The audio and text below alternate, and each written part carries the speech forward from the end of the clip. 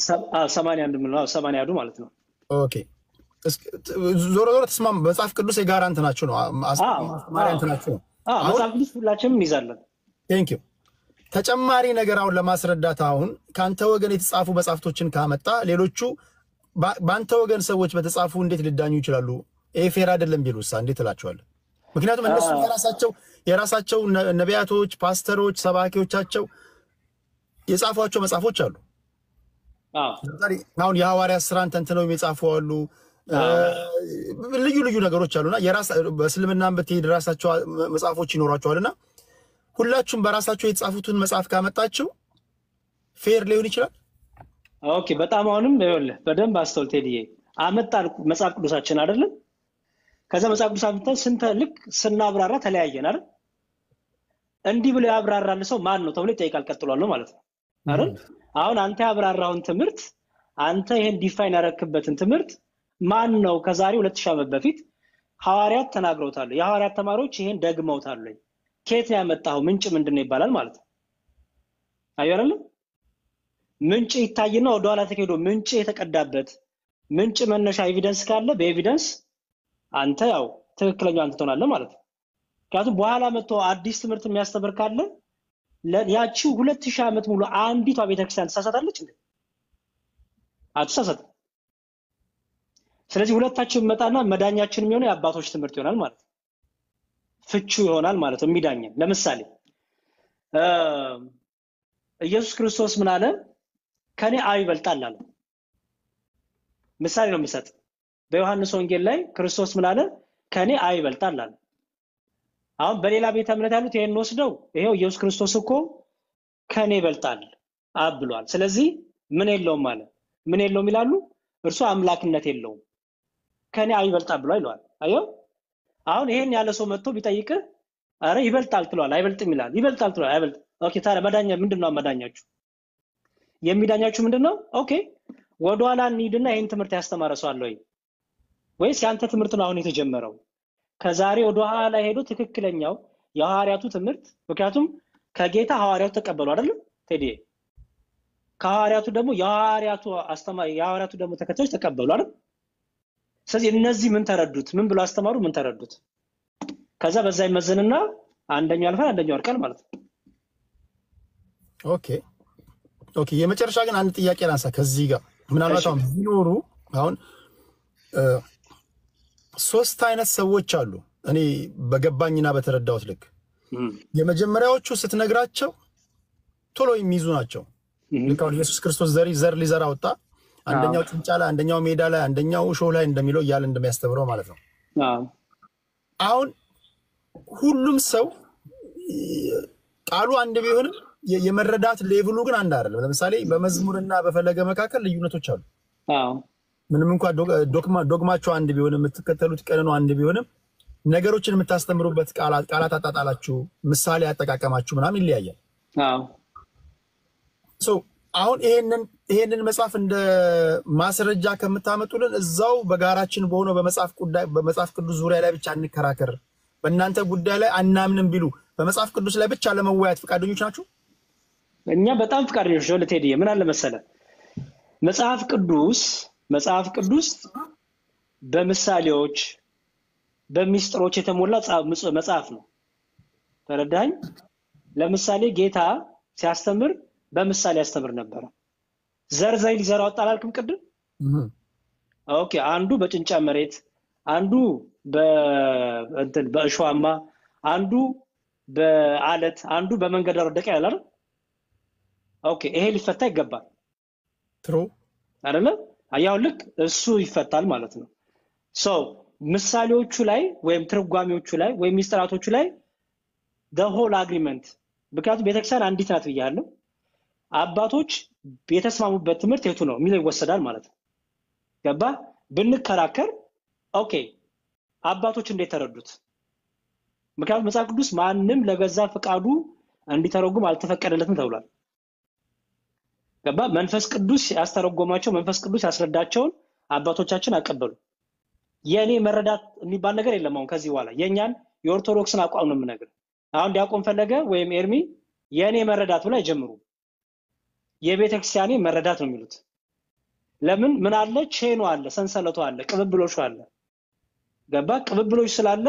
ከጌታ ሐዋርያት ከሐዋርያቱ የሐዋርያቱ ደግሞ ተማሪዎች እያለ ደግሞ እኛ ጋር ደረሰ ማለት ነው ስለዚህ ቅብብሎሹን የጠበቀ ትርጉም ቅብብሎሹን የጠበቀ ቤተክርስቲያን ያረዳድ ያስፈልጋል ማለት ነው እኛ አሁን ብትጠይቀን ቤተክርስቲያኔ እንዳለችኝ ቤተክርስቲያኔ እንደነገረችኝ እንጂ እኔ እንደተገለጠልኝ እኔ እንደገባኝ ብለን አልነግርህም እንደዛ ከሆነማ የየግላችን ምን ሊሆን ነው መሰለ ኢንተርፕሪቴሽን ሊሆን ነው መጽሐፍ ቅዱስ ማንንም ሰው በግሉ እንዲተረጉም ደግሞ አልተፈቀደለትም በሐዋርያት ሥራ ምዕራፍ 8 ላይ አንድ ታሪክ አለ የኢትዮጵያ ጃንደረባ ሲባል ታውቃለህ የንግስት ሌኒ የኢትዮጵያ ጃንደረባ ምን ያነብ ነበር መሰላ ምዕራፍ 8 ላይ የነብዩ ኢሳይያስ መጽሐፍ ያነበው ነው ጎበዝ ሲያነብ ምን አለ መሰለ ያነበው አልገባው በራሱ ግን ተርጉሞታል ስለዚህ ምን አለ እንዲያው ምን አለ መሰለ የሐዋርያት ሥራ ምዕራፍ 8 ላይ እንዲህ ብሎ ጠየቀው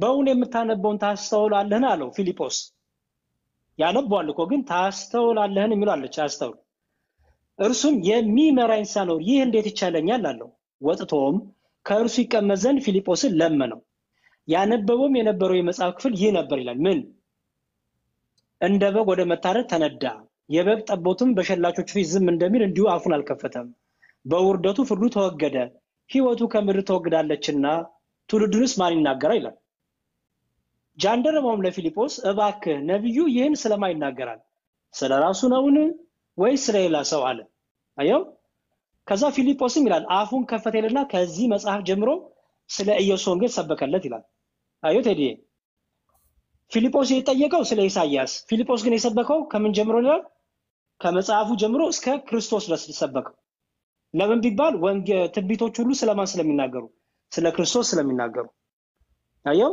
ኢሳይያስ እንዲቢልም ትምርቱ ግን ስለማን ነው ስለ ክርስቶስ ነው ትንቢቱ ተነገረ በኢሳይያስ ፍጻሜው በክርስቶስ ሆኖ ያለ ኮኔክት አደረገለት ማለት ነው አየው ይሄን ግን ኮኔክሽን ማን ሰጠው በራሱ ቢተረጉም አያገኘው ስለዚህ በመንፈስ ቅዱስ የተሞሉ ሐዋርያን አበው አየው አባቶቻችን ሐዋርያት ኋላም የሐዋርያት ደግሞ ይሾሟቸው እነሱ በመንፈስ ቅዱስ እየተረዱ እየፈቱ እኛ ጋር ደረሰ ማለት ነው ስለዚህ ነው ከፊሊጶስ የተለየ መፍታት አለብኝ አሁን ላይ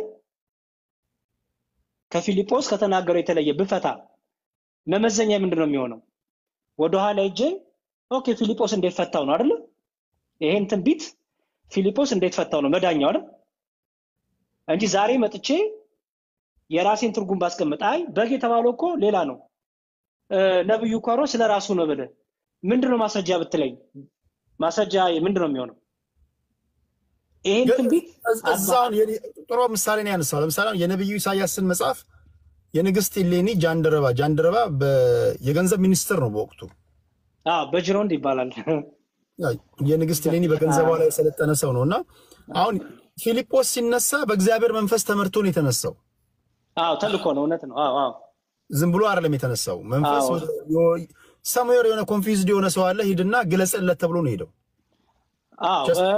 ኮንፊውዝድ የሆነ ሰው ሳይሆን የጌታ መልአክ ምናሉ ተነስተ በደቡብ በኩል ከኢየሩሳሌም ወደ ጋዛ ወደሚወርደው ምድረ በዳ ወደ ሆነ መንገዶ ሂድ አለው ተነስቶም ሄደ ይላል ኮንፊውዝድ ሰውየው ያነበዋል እንጂ አንደርስታንድ አደረገው አሁን ይኸውልህ ሰውየው ፊሊጶስ እንደተላከለት አያውቅም መጀመሪያው ነገር ፊሊጶስም ሰውየው እንደሚያገኘው አያውቅም ብቻ ተነስተ ሂድ ነው የተባለው ኦኬ ቀጥላው ቴዲ አሁን የሆነ ያው እግዚአብሔር ሲልከው ለዓላማ ነው እውነት ነው እኔ አሁን ሲመስለኝ ዛጋ ሰውየው የነብዩ ኢሳይያስን መጽሐፍ ያነባል አንዳንድ ሰው ቃላት ያነባል እንጂ አንደርስታንድ አያደርግም እውነት ነው እንዴ አይነት ሰዎች አሉ በአማርኛ የተግባባንም አንግባባም እኮ ለምሳሌ መዝሙር የሚናገረው ንግግር ለዛ ነው ብዙ ጊዜ አሁን ጭቅጭቅ የሚፈጠረው አንዳንድ ተመሳሳይ ነገሮች የተናገሩ ሰዎች ይጨቃጨቃሉ የተረጋጉ ሰዎች ይገቡና አንተምታው ይላሉ እሱ ኮሚለው እንደዚህ ነው እሱ ሚለው እንደዛ ነው ሲሉ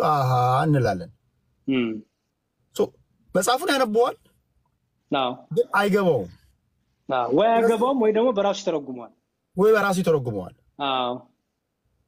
አስረጅ ሳይኖረኝ እንዴት ሊገባኝ ይችላል ሲል ፊሊጶስም በመንፈስ ተልኮ ይዞ ነው የመጣውና አሁን ፊልጶስ ግን ማን ነው የላከው ከተባለ በእግዚአብሔር መንፈስ የመጣ ሰው ነው። መንፈስ ቅዱስ እውነት ነው። አሁን መጽሐፍቶች መንፈሳዊ ነገሮች ልክ እንደዚህ በእግዚአብሔር መንፈስ ተመርተው መጽሐፍ የለባቸውም ወይ የሚሉ ጥያቄዎች ቢነሱ ምንድነው የምትሉት? ለምሳሌ አሁን ይሄ መጽሐፍ ቅዱስ ሁላችሁም እንደምትስማሙት በእግዚአብሔር መንፈስ የተመሩ ሰዎች የጻፉት ነው። ማጣቀሻ ምናምን የሚባሉ ነገሮች እንኳን በማጣቀሻዎች ቀርቶ በቅዱስ መጽሐፍ እንኳን ብዙ ጭቅጭቆች ብዙ ጥያቄዎች ይነሳሉና ይሄንን እንደ ማስረጃ ስታመጡ አባቶች የጻፉት ከዚህ ቀደም የነበሩ የእምነታችን ተከታዮች የጻፉት ስትሏቸው ሌሎችን ሊቀበሉት ይችላሉ ወይ? ክርክር አይሆንም ወይ? ሌላኛ ክርክር አይሆንም ወይ? ከዛ ይልቅ በመጽሐፍ ቅዱሱ ላይ መጽሐፍ ቅዱስ ራሱ በጣም ዋይድ ነው። ውይይት በዛ ብቻ መሆን አይችሉም። የእስልምና እምነት ተከታዮች ቁርአንን ይዘው ይመጡ አንደርስታንድ አድርጋለሁ። እናንተ ግን ክርስቲያኖች ሴንተር አድርጋችሁ ማውራት ያለባችሁና መጫወት ያለባችሁ በመጽሐፍ ቅዱስ ዙሪያና ዙሪያ ብቻ መሆን የለበትም ወይ? እሱን እኮ ነው የምልህ። ለምሳሌ በእስልምና ባይዘው ቁርአን ብቻ አይደለም ሐዲስና ተፍሲር አለ። ቁርአን በቁርአን ይፈታል፣ ቁርአን በሐዲስ ይፈታል፣ ቁርአን በተፍሲር ይፈታል። ኦራይት ቁርአን ያው ቁርአን ነው ከሰማይ ወረደ ብለው ክሌም የሚያደርጉት መጽሐፍ ነው። ሐዲስ ደግሞ የነብያቸው ንግግር የእሳቸው ተከታዮች ነብዩ እንዲህ ብለዋል፣ እንዲህ ተረድተዋል፣ እንዲህ ተርጉሟል ብለው የጻፉበት ነው ሐዲስ የሚባለው። ተፍሲር ደግሞ ከነሱ ቀጥሎ ያሉ የእስልምና አስተማሪዎች ትላልቅ የሚታመኑ ሙፈሲር ይባላሉ ወይም ተርጓሚዎች ማለት ነው። ይሄ ማለት ይሄ ነው ብለው ይፈቱበት። ስለዚህ ቁርአን እንኳን ለብቻው አይደለም የሚፈታው፣ በእነዚህ በሶስቱ ይፈታል ማለት ነው። በቁርአን ቁርአኑ ይፈታዋል ወይ ደግሞ ቁርአኑ በሐዲስ ይፈታል ወይ ደግሞ በተፍሲር ይፈታል ማለት ነው። በእኛም በመጽሐፍ ቅዱሳችን ሴንፍ በቃ ያለው ምንድነው? መጽሐፍ ቅዱሱ አለ። መጽሐፍ ቅዱሱ ግን እኛና እነሱ ጋር ያለው ልዩነት እኛ ከሰማይ ያወረደ መጽሐፍ አይደለም፣ መንፈስ ቅዱስ የተሞላበት ጻፉት ነው የምንለው እኛ። ኦኬ መንፈስ ቅዱስ እየመራቸው ጻፉት። እነዚህ ጻፉት አባቶቻችን ደግሞ ምን አደረጉት? መጀመሪያ የቃሉን ትምህርት ነው ያስተላለፉት። ከዛ በኋላ ነው እምነትን ለማጠንከር የጻፉት። ገባ? እምነትን ለማጠንከር ጻፉ። ለምሳሌ የቅዱስ ጳውሎስ መልእክት ብታየው ካስተማረ በኋላ የጻፋቸው መልእክቶች ናቸው። ለዳኑ በክርስቶስ አሉ የጻፉ መልእክቶች ናቸው። ገባ? እንጂ ጽፎ አይደለም የሚያስተምር የነበረው። በእኛ ይሄ ነው ልዩነቱ። አሁን ለምሳሌ መጽሐፍ ቅዱስ ይላል ካልተላኩ እንዴት ያስተምራሉ ይላል።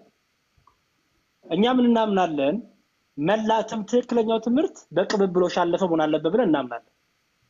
ክርስቶስ ካላካቸው ማን እንደላካቸው በምን ታውቃለህ? ገባ? ሐዋርያቱ የላከ ክርስቶስ ነው። ስለዚህ የምትሰማው ትምህርት ትክክለኛ የክርስቶስ ትምህርት ሆኖ የምታራግጠው ከክርስቶስ የተላኩ መሆን አለባቸው የመጀመሪያው። ቀጥሎ ደግሞ ከክርስቶስ የተቀበሉትን ደግሞ እነዚህ ሐዋርያት ደግሞ ለሌላ ሰው ማስተላለፍ አለባቸው አይደል? እንዳስተላለፉ ጥቅስ ልስጥህ። የሐዋርያት ሥራ ላይ ሜላ መሰለ የሐዋርያት ሥራ ምዕራፍ 6 ቁጥር 5 አሁን ቅብብሎሹን ላሳይክ ነው። የሐዋርያት ሥራ ምዕራፍ 6 ቁጥር 5 ይህም ቃል ህዝቡን ሁሉ ደስ አሰኛቸው፣ እምነትና መንፈስ ቅዱስም የሞላበትን ሰው ይላል እስጢፋኖስን የመረጡትን ያው ቅብብሎሹን ላሳይክ ነው። እነሱን ጌታ መረጠ፣ እነሱ ደግሞ የመረጡትን ለነገክ ነው ያስተላለፉትን። ለማ አንደኛ እስጢፋኖስ ማለት የተወገረው ማለት ነው። በድንጋይ ተወግሮ ነው። የመረጡት ግን ባናቸው ሐዋርያት። እስጢፋኖስ ተነስቶ እኔ እኮ የጌታ ተከታይ ነኝ ብቻ አላለም፣ አይችልም። ገባ? በሐዋርያቱ የሚመረጥ ሐዋርያቱን የሚተካ ያስፈልጋል። ስለዚህ የሐዋርያቱ መራጭ ጌታ ደግሞ ሐዋርያቱን እረኛ አድርጎ ሾመ። ምን እንዲያደርጉ? እንዲመርጡ፣ እነሱ ነው ተተኪ እንዲመርጡ። ቅብብሎሽ ምን ላይ ነው? ማማ እንደመረጡ ልንገር። አንደኛ እስጢፋኖስ፣ ሁለተኛ ፊልጶስ፣ ሶስተኛ ጰርኮርሶሮም፣ ኔቄራኖም፣ ጢሞናንም፣ ጴርሜናንም ይሁዲነትም ገብቶ የነበረው የአንጾኪያውን ኒቃሎስን መረጡ ይላል። አየው፣ እነዚህን ሁሉ መረጡ ለአገልግሎት ማለት ነው። አሁን እነዚህ ደግሞ ወጥተው አስተማሩ ማለት ነው። አየህ፣ ስለዚህ ምን አለ ማለት ነው ቴዲዬ? ቼኑ አለ፣ ሰንሰለቱ አለ፣ ቅብብሎሽ አለ ማለት ነው አይደል? ገባ አይደል ቴዲ? በጣም ጥሩ። ስለዚህ ቅብብሎሽ ውስጥ ያላለፈ ትምህርት አንቀበልባቸው ማለት ነው። ስለዚህ ቅብብሎሽ መኖር አለባቸው ነው የምትሉት? በቃ ምክንያቱም ዳኛው እሱ ነው የሚሆነው። እኔ ተነስቼ ከግሌ የሆነ ነገር ባስተምርስ በምንድን ነው የምትመዝነኝ? ቅብብሎሹ እንዴት ተረዳው ነው መመዘኛችን አይደል? ምክንያቱም ትክክለኛው ትምህርት እሱና የሚለው በሐዋርያትና በነቢያት ትምህርት ቆማቸዋል ታንጻቸዋል ነው የሚለው። ትክክለኛውን የሐዋርያቱን ትምህርት ወደ ኋላ ሄደ ማግኘት አለብን።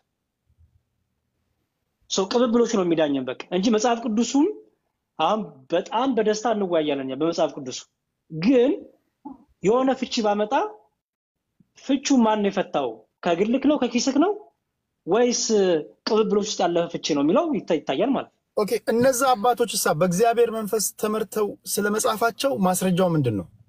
በጣም ጥሩ እሺ እኔ ብቻ ከመልስ ደግሞ ዲያቆን ፈለገም ይሳተፉ እንዳይተኙብን። ዲያቆን ፈለገ ቀጥሩ ደግሞ ያው እናንተ ጋር ቀን ስለሆነ ነው ምናልባት የበረታችሁትና እኔ የሆኑ ነገሮችን ልበልና ረፍት ላድርግ። ያሬዶ በጣም ቃሉትን ያሰማልን እናመሰግናለን። ቴዲሻ ያሁኑን ጥያቄ ከመመለስ በፊት ግን ቀደም ላነሳው ጥያቄ አንድ ብቻ መልስ ለመልስ ኦርቶዶክስ ተዋህዶ የምትባሉት ለምንድን ነው ለሚለው ጥያቄ ማለት ነው። ኦርቶዶክስ ማለት የግሪክ ቃል ነው። ከሁለት የግሪክ ቃል የተወሰደ ነው። ኦርቶና ዶክስ ከሚል ማለት ነው። ተርጓሚው ብዙ ያውቃል ቀጥተኛ መንገድ ማለት ነውና ይሄ የሰውነት ቤተክርስቲያን ሊኖራት ይችላል ከተባለ አንድ ማወቅ ያለብን ትልቁ እውነት ምንድነው? ጌታችን ኢየሱስ ክርስቶስ እኔ መንገድም እውነትም ብርሃንም እኔ ነኝ ብሎ ስለራሱ ለተናገረ ወደዚህ ብርሃን ወደ ሆነው እውነት ወደ ሆነው መንገድ ወደ ሆነው ክርስቶስ በቀጥታ የምታደርስ በቀጥታ የምትወስድ እውነተኛ ስምራ ያላት ቤተክርስቲያን which means ክርስቶስ በደሙ የመሰረታት የክርስቶስ ኢየሱስ ሙሽራ ስለሆነች ቀጥተኛ መንገድ ተብላ ተጠራለች። ወደ ምን የምትወስድ ወደ ክርስቶስ። ቀደም እንዳልነው የሁሉም ሰው ፍላጎት ኖሮ ተሰም ያረጋትን መንግስተ ሰማያት መውረስ ነው። ከዛ አንፃር ቀጥተኛ መንገድ ተብላለች። ቀጥተኛ ያልሆኑ መንገዶች አሉ ያው አሉ። ለምሳሌ በማቴዎስ ወንጌል ምዕራፍ 16 ከቁጥር 13 ላይ በፊልጶስ ቂሳሪያ ጌታችን መድኃኒታችን ኢየሱስ ክርስቶስ ሐዋርያቱን ሰብስቦ አንድ ጥያቄ ጠየቃቸው። ኢየሱስ ማን ነው ብሎ ማለት ነው። በጣም በሚደንቅ ሁኔታ ዛሬም ድረስ ትውልድ ሁሉ ይህን ጥያቄ ይጠይቃል። ማን ነው ኢየሱስ? ኢየሱስ ማን ይላል? ይህንን ጥያቄ ለመጀመሪያ ጊዜ የጠየቀው የቃላት ሁሉ ባለቤት ራሱ ጌታችን ኢየሱስ ክርስቶስ ነው። እና ጌታችን ኢየሱስ ሐዋርያትን ጠየቃቸው። ሰዎች እኔን ማን ይሉኛል አላቸው። እና ሐዋርያት ሰዎች ሲሉ የሰሙትን በአጠቃላይ ነገሩት። አንዳንዶች ኤልያስ፣ አንዳንዶች ዮሐንስ፣ አንዳንዶች ደግሞ ኤርሚያስ ነው ይሉሃል። አንዳንዶች ደግሞ ከነቢያት አንዱ ነው ይሉሃል። ይሄ ቀጥተኛ ያልሆነ ነገር አለ ማለት ነው። ስለ ክርስቶስ ሰዎች በትክክለኛው መንፈስ ያልተረዱት ቀጥተኛ ያልሆነ ነገር አለ። እና ሐዋርያት ሰዎች ስለ ኢየሱስ ሲያወሩ የሰሙትን ነገር በአጠቃላይ ለጌታ ለኢየሱስ ነገሩት። ከዛ ጌታችን እነሱን ደግሞ ጠየቃቸው። እናንተስ ደግሞ እኔን ማን ትሉኛላችሁ አላቸው። በዚህ ጊዜ ጴጥሮስ አንተ ውእቱ ክርስቶስ ወልደ እግዚአብሔር ሕያው አለው። አንተ ክርስቶስ የሕያው የእግዚአብሔር ልጅ ነህ አለው። አየህ ጴጥሮስ የተናገረው ቃልና ሰዎች ስለ ኢየሱስ ይሉት የነበረው ቃል ይለያያል። ስለዚህ ኦርቶዶክስ ተብላ የምትጠራው ቀጥተኛ መንገድ ተብላ የምትጠራው ለዛ ነው። ምክንያቱም እንደሚታወቀው ኢየሱስ የሚሉ ግን የጌቶች ጌታ የንጉሶች ንጉስ የአምላኮች አምላክ የሆነውን ኢየሱስን የማይጠሩ ኢየሱስ እያሉ ስም የሚጠሩ ነገር ግን በግብር ግን ሪል ክርስቶስ ኢየሱስን የማያውቁ ኢየሱስ የሚሉ ነገር ግን ኢየሱስ ክርስቶስን ከሶስቱ ቅዱስ አንዱ ቅዱስ እንደሆነ የሚዘነጉ ብዙ ሰነፎች አሉ። ስለዚህ ከነዛ ሁሉ የሚያጠራት ይችን የክርስቶስ ኢየሱስ ሙሽራ የሆነችን ቤተክርስቲያን ይሄ ስሟ ነው፣ ይሄ ትምህርቷ ነው። አንተ ውእቱ ክርስቶስ ወልደ እግዚአብሔር ሕያው፣ አንተ ክርስቶስ የሕያው የእግዚአብሔር ልጅ ነው የሚለው። እናም ጌታችን ኢየሱስ ክርስቶስ ጴጥሮስን ንዑድና ክቡርና ያለው ከዛ በኋላ ይሄ ንዑድ የሚያስብል ክቡር የሚያስብል ትምህርት ነው ማለት ነው። ይሄንን ቃል የሚመሰክር በአጠቃላይ ንዑድ ነው ክቡር ነው። ከዛ ውጭ ግን የተለያዩ ሐሳቦችን የሚናገሩ ሰዎች በአጠቃላይ ከእውነት የራቁ ናቸው። ስለዚህ ቀጥተኛ መንገድ የምንለው በፖለቲካ እኛ ራሳችንን ተሰብስበን አጽድቀን ሳይሆን በቅዱሳን አባቶቻችን ርትዕት የሆነው አስተምህሮ እውነተኛ የሆነው መንገድ ለብዙዎች እውን ይሆን ዘንድ ኦርቶዶክስ ተዋህዶ ቤተክርስቲያን ተብላ ቤተክርስቲያናችን ትጠራለች። እና አሁን በጣም አሪፍ የሆነ ሐሳብ አንስተሃል። እናንተም ኦርቶዶክስ የሆናችሁ ሰዎች ስለ ኢየሱስ ክርስቶስ ስለ ሌሎች ትምህርቶች መጽሐፍ ቅዱሳችን ይዛችሁ ብትናገሩ፣ ሌሎችም ሰዎች ደግሞ ሌላ የሆነ ሐሳብ ቢናገሩ እንዴት ነው መለየት የሚቻለው የሚል ሐሳብን ተነግራል። በጣም በነገራችን ላይ በጣም ሁሉም ሰው ሊያስበው የሚገባ ሐሳብ ነው። ይሄን ብቻ ብዬ ላብቃ፣ እኔም ስለደከመኝ። ይህ የምታየው መጽሐፍ ቅዱሳችን ነው። እውነተኛ የሆነ የእግዚአብሔር እስትንፋስ ያለበት መጽሐፍ ቅዱስ ነው። ይሄ እውነተኛ የእግዚአብሔር እስትንፋስ ተብሎ ይጠራል። የእግዚአብሔር ቃል። በዚህ ቃል ላይ ደግሞ ሰዎች አዲሽናል በሆነ መልኩ ሰው ሰራሽ ትምህርቶችን ይጨምራሉ። ሰው ሰራሽ ትምህርቶችን እና ስህተት የሆነውን ትምህርት በምን ማወቅ ይቻላል? ቴሪሻ ከፍሬው። በነገራችን ላይ የማንንም ሰዎች ገዛ መጠየቅ አይኖርም። ነገሮችን አብዝቶ ጠያቂ የሆነ ሰው ኦርቶዶክስ ይሆናል ይባላል በአባባል ነው ቴሪሻ። አሁን ፖለቲካል መስራት ሳይሆን አብዝቶ ግን ጠያቂ የሚሆን ሰው ልክ እንደዚህ ይሆናል። ምክንያታዊ በሆነ መልኩ ለምሳሌ ኦርቶዶክስ የሆኑ ሰዎች ለምንድን ነው እንዲህ የሚሉት? ኦኬ ፕሮቴስታንት የሆኑ ሰዎች ስለምንድን ነው እንዲህ የሚሉት የሚለውን ነገር በጥንቃቄ ሰዎች ከጠየቁ ስለ እውነት ነው ማለት እውነተኛ የሆነውን ቤት ያገኙታል። አንዳንድ ለሆዳቸው ያደሩ መተዳደሪያቸው ዩቲዩብ የሆኑ ሰዎች ስለ እውነት ስሜቴ የሆነው እኔ በቅርቡ አንድ ቅርብ ጊዜ አወቅኩ። እሱ አለ ስሙን አላውቀውም። በአንድ ጊዜ ሙስሊምም ፕሮቴስታንትም ኦርቶዶክስም ሆኗል። በጣም የሚገርመው ደምሳሽን ቀድሞ ፍቅር ሲዝምን ቀድሞ ነብይ ሁሉ ሆኖ ያውቃል። በጣም በሚገርም ሁኔታ ስሜታ የሆነ ሰው ምክንያት የሆነው የማይጓዝ ሰው እንዲሁ ሲኳተን ይኖራል። በዘፍጥረት ምዕራፍ 4 ከቁጥር 12 ላይ እግዚአብሔር ለቃየል የተናገረው ቃል ዛሬም ድረስ በብዙዎች ይፈጸማል። ምንድን ነበር ያለው ለቃየል? በምድር ላይ ተቅበዝባዥ ትሆናለህ ያለው። ሰው ስሜታዊነት የሚያጠቃቸው በምድር ላይ ሲቀበዘበዙ የሚኖሩ ሰዎች አሉ። ዝም ብሎ ስሜታዊነት ኢየሱስ ክርስቶስን ሲፈልጉ ጓደኛቸው፣ ሲፈልጉ የሥራ ባልደረባቸው፣ ሲፈልጉ የሆነ ነገራቸው ማድረግ የሚፈልጉ ሰዎች አሉ። እውነተኛው ትምህርት የቱ ነው? በመጽሐፍ ቅዱስ ማስረጃነት በእውነተኛው ፍሬ መለየት ይቻላል። ምሳሌ ልስጥ። በዚህ መጽሐፍ ቅዱስ ላይ ለምሳሌ ትንቢተ ኢሳይያስ ምዕራፍ 7 ከቁጥር 14 ላይ ያለን ቃል አንሳና ምሳሌ ልስጣችሁ። በደንብ አዳምጡ።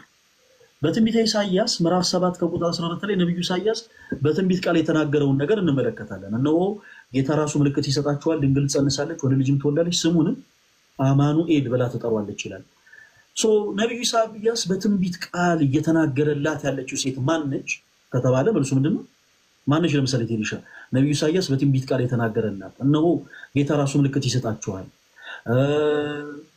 ድንግል ትጸንሳለች ብሎ ድንግል ብሎ ይጠራል፣ ወንድ ልጅም ትወልዳለች፣ ከዛስ ስሙንም አማኑኤል ብላ ትጠራዋለች ብሎ የተናገረላት ይህች ሴት ማነች ቴሪሻ? ማርያም ነች። እንበልና ለምሳሌ ማርያም ነች ስትል አንዳንዶች ላለማመን ፈልገው አይ ይባል ነገር የለም ማስረጃ አምጣ ቢሉ መጽሐፍ ቅዱስ ራሱ ይመሰክራል። በማቴዎስ ወንጌል ምዕራፍ 1 ከቁጥር 22 ላይ በስርዓተ መልአክ ቅዱስ ገብርኤል ለዮሴፍ እንዲህ ይለዋል፣ እነሆ በነቢዩ ኢሳይያስ ድንግል ትጸንሳለች፣ ልጅንም ትወልዳለች፣ ስሙንም አማኑኤል ብለው ይጠሩታል የተባለው ይፈጸም ዘንድ ይህ ሁሉ ሆነ ይለዋል። እዚህ ስለዚህ እኛ ምክንያት የሆነ በመጽሐፍ ቅዱስ የማስረጃነት ትምህርታችን መጽሐፍ ቅዱስ እንደሆነ ፕሩፍ ማድረግ እንችላለን። እዚህ ጋር ደግሞ አንድ የፕሮቴስታንቲዝም ለምሳሌ መጽሐፍ ቅዱስ አለ ካጠገብ። ይሄ አዲሱ መደበኛ ትርጉም ይባላል። ቴዲሻ ሌላ ጊዜ በደንብ በሰፊው አሳያለሁ። ይሄ አዲሱ መደበኛ ትርጉም የሚባል መጽሐፍ ቅዱስ አንደኛ ከመጽሐፍ ቅዱስ ማህበር እውቅና ውጪ ታተመ መጽሐፍ በባይብሊካ ኢንተርናሽናል በሆኑ ግለሰቦች የታተመ መጽሐፍ ነው እና የፕሮቴስታንት ስኮላሮች የህዳግ ማብራሪያ ያስቀምጠውበታል። መጽሐፍ ቅዱሱ ሲገለጥ የሚታያችሁ ከሆነ ከመስመሩ በላይ እዚህ ጋር ከምታዩት መስመር በላይ የመጽሐፍ ቅዱሱ ዋና ክፍል ያለ ሲሆን ከዚህ በታች ደግሞ የፕሮቴስታንት ስኮላሮች ያስቀመጡት ማብራሪያ ተቀምጧል። ካሜራ እንዳላዞር ምናምን ስለደከመኝ በቃል ልንገራችሁ ስለማቀው ጥቅሱን ያዙትላችሁ ሪፈር ማለት ከፈለጋችሁ እዚሁ ትንቢተ ኢሳይያስ ምዕራፍ 7 ከቁጥር 14 ላይ እነሆ ጌታ ራሱ ምልክት ይሰጣችኋል፣ ድንግል ትጸንሳለች፣ ወንድ ልጅም ትወልዳለች፣ ስሙንም አማኑኤል ብላ ትጠራዋለች ተብሎ የተጻፈውን ቃል በጣም በሚደንቅ ሁኔታ ለማን ተብሎ እንደተቀመጠ ላንብብላችሁ። በፕሮቴስታንቱ ስኮላሮች ሊሳደምጡ እውነተኛው ነው ነገር እንዴት እንደምትለይ ላሳይ ፈልጌ 7:14 ላይ ድንግልና ምን ይላል መሰላችሁ? ድንግል የኢሳይያስ የመጀመሪያ ሚስቱ ይሰማል። ሁላችሁም እየሰማችሁ ድንግል የኢሳይያስ የመጀመሪያ ሚስቱ ሻር ያሱብን ከወለደች በኋላ ሞተች ይመስላል። ትርጉሙን በይመስላል በደሳሌ ምናምን ነው የሚያስቀምጡት። ይመስላል ይልና ከዛ በኋላ እሷ ስለሞተች ኦኬ በቃ እሷ አይደለችም። ከዛስ ስለዚህ ሁለተኛ ሚስቱ ልትሆን የታጨችው ልጃገረድ የሚያመለክት ሊሆን ይችላል። ኢማጂን ነብዩ ኢሳይያስ እነሆ ጌታ ራሱ ምልክት ይሰጣችኋል ተብሎ ተነገረላት። እንግዲህ ጌታ ምልክት የሰጠው የነብዩ ኢሳይያስ ሁለተኛ ሚስቱ ኦኬ ድንግል ሆና የምትመጣዋን ሴት ነው እያለን ነው እዚህ ጋር ይሄ ክፍል ማለት ነው። አሁን ይሄ ዊርድ የሆነ ትምህርት ነው። እንዲህ አይነት ትምህርቶች ቴሪሻ ምን ይባላሉ? ሰው ሰራሽ ትምህርቶች ይባላሉ። በነገራችን ላይ በጣም በሚገርም ሁኔታ ከአፈ ታሪክ ሰዎች በድርሰት ከፈጠሯቸው ተረቶች ይልቅ በመጽሐፍ ቅዱስ መነሻነት ተመርኩዞ ሰዎች የፈጠሩት ሰው ሰራሽ ትምህርት ይበልጣል በጣም። ይሄ ክፍል የሚናገረው ስለምን እንደሆነ ሁላችንም እያወቀን እዚህ ጋር ግን የፕሮቴስታንት ወንድሞቻችን ስኮላሮች እዚህ ክፍል ላይ የተቀመጠችው የነብዩ ኢሳይያስ ሚስት ነች እና ድንግል ማርያም ሳትሆን የእሷ ምሳሌ እንደሆነች የሚያረጋግጥ ይላል። በጣም የሚያሳዝነው ነገር ልንገራችሁ። አማኑኤል የተባለ ልጅ የወለደችው የክርስቶስ ኢየሱስ እናት ድንግል ማርያም ብቻ ነች። የአማኑኤል እናት፣ የመድኃኔዓለም እናት፣ የፍቅር እናት እና አማኑኤል የሚለው ስም ይላል የኢሳይያስ ሻር ማህር ሻላል ባዝ ይባላል። የእሱ ሌላኛው ስም ሊሆን ይችላል ብለው ሁሉ አስቀምጦታል። እንዲህ አይነት ትምህርት ምን ይባላል? ቴዲሻ ሰው ሰራሽ ትምህርት ይባላል። በነገራችን ላይ ሰው ሰራሽ ትምህርትን ማንቆለባበስ አያስፈልግም። በቃ ሰው ሰራሽ ነው። ስለዚህ ከጉሮሯችን መንቀረን ተፍተን እንጥሏለን ማለት ነው። ከመጽሐፍ ቅዱስ ውጪ በመሆኑ በምን አወቀን? ይኸው ትንቢተ ኢሳይያስ ምዕራፍ 7 ላይ ያለውን ሐሳብ የማቴዎስ ወንጌል ምዕራፍ 1 ከቁጥር 2 ላይ እዚህ ክፍል ላይ የተነገረው ትንቢት ስለሌላ ነብዩ ኢሳይያስ ሚስት አድርጎ ስለሚያገባት ሴት ሳይሆን ስለ ክርስቶስና ስለ ድንግል ማርያም እንደሚናገር ስለሚያሳይ ሌላም የተወሰኑ ነጥቦችን ላንሳላችሁ። እዚህ ጋር ደግሞ በጣም የሚያሳዝን ክፍል ላሳያችሁ ፕሊዝ። ትንቢተ ሕዝቅኤል ምዕራፍ 44 ከቁጥር 1 ላይ ነብዩ ሕዝቅኤል በትንቢት ቃል ስለ እመቤታችን ስለ ቅድስት ድንግል ማርያም ዘላለማዊ ድንግልና ይናገራል። ኦኬ እንደዚህ ይላል። ከዚያም ያ ሰው ለምስራቅ ትይዩ ወደ ሆነው በውስተ ውጭ ወዳለው ወደ መቅደሱ በር መልሶ መጣ። ተዘግቶም ነበር ይላል። ምን ብሎ ነበር? ተዘግቶም ነበር። እግዚአብሔር እንዲህ አለኝ፣ እሺ ይህ በር እንደተዘጋ ይኖራል። ይህ በር እንደተዘጋ ምን ይላል? ይኖራል። መከፈትም የለበትም። ዋይ ሲባል ራሱ እግዚአብሔር ይመልሳል። ምክንያቱም የእስራኤል ቅዱስ እግዚአብሔር ገብቶበታልና ከሱም በቀር የወጣበት የለም ይላል። ኦኬ ሶ እግዚአብሔር ብቻ የገባበት ከእርሱም በቀር የወጣበት የሌለ እርሱ ብቻ እንደተዘጋ የገባበት እርሱ ብቻ እንደተዘጋ የወጣበት ብቸኛው በር የትኛው ነው ስንል ግን ኖ አይደለም፣ ሰዎች ገብተውበታል። የእርሱ መንግስተ ሰማያት አይደለም፣ ሁላችን እንወርሰዋለን፣ ስሙን እንቀድሳለን፣ መንግስቱን እንወርሳለን፣ ክብሩን እንመሰክራለን።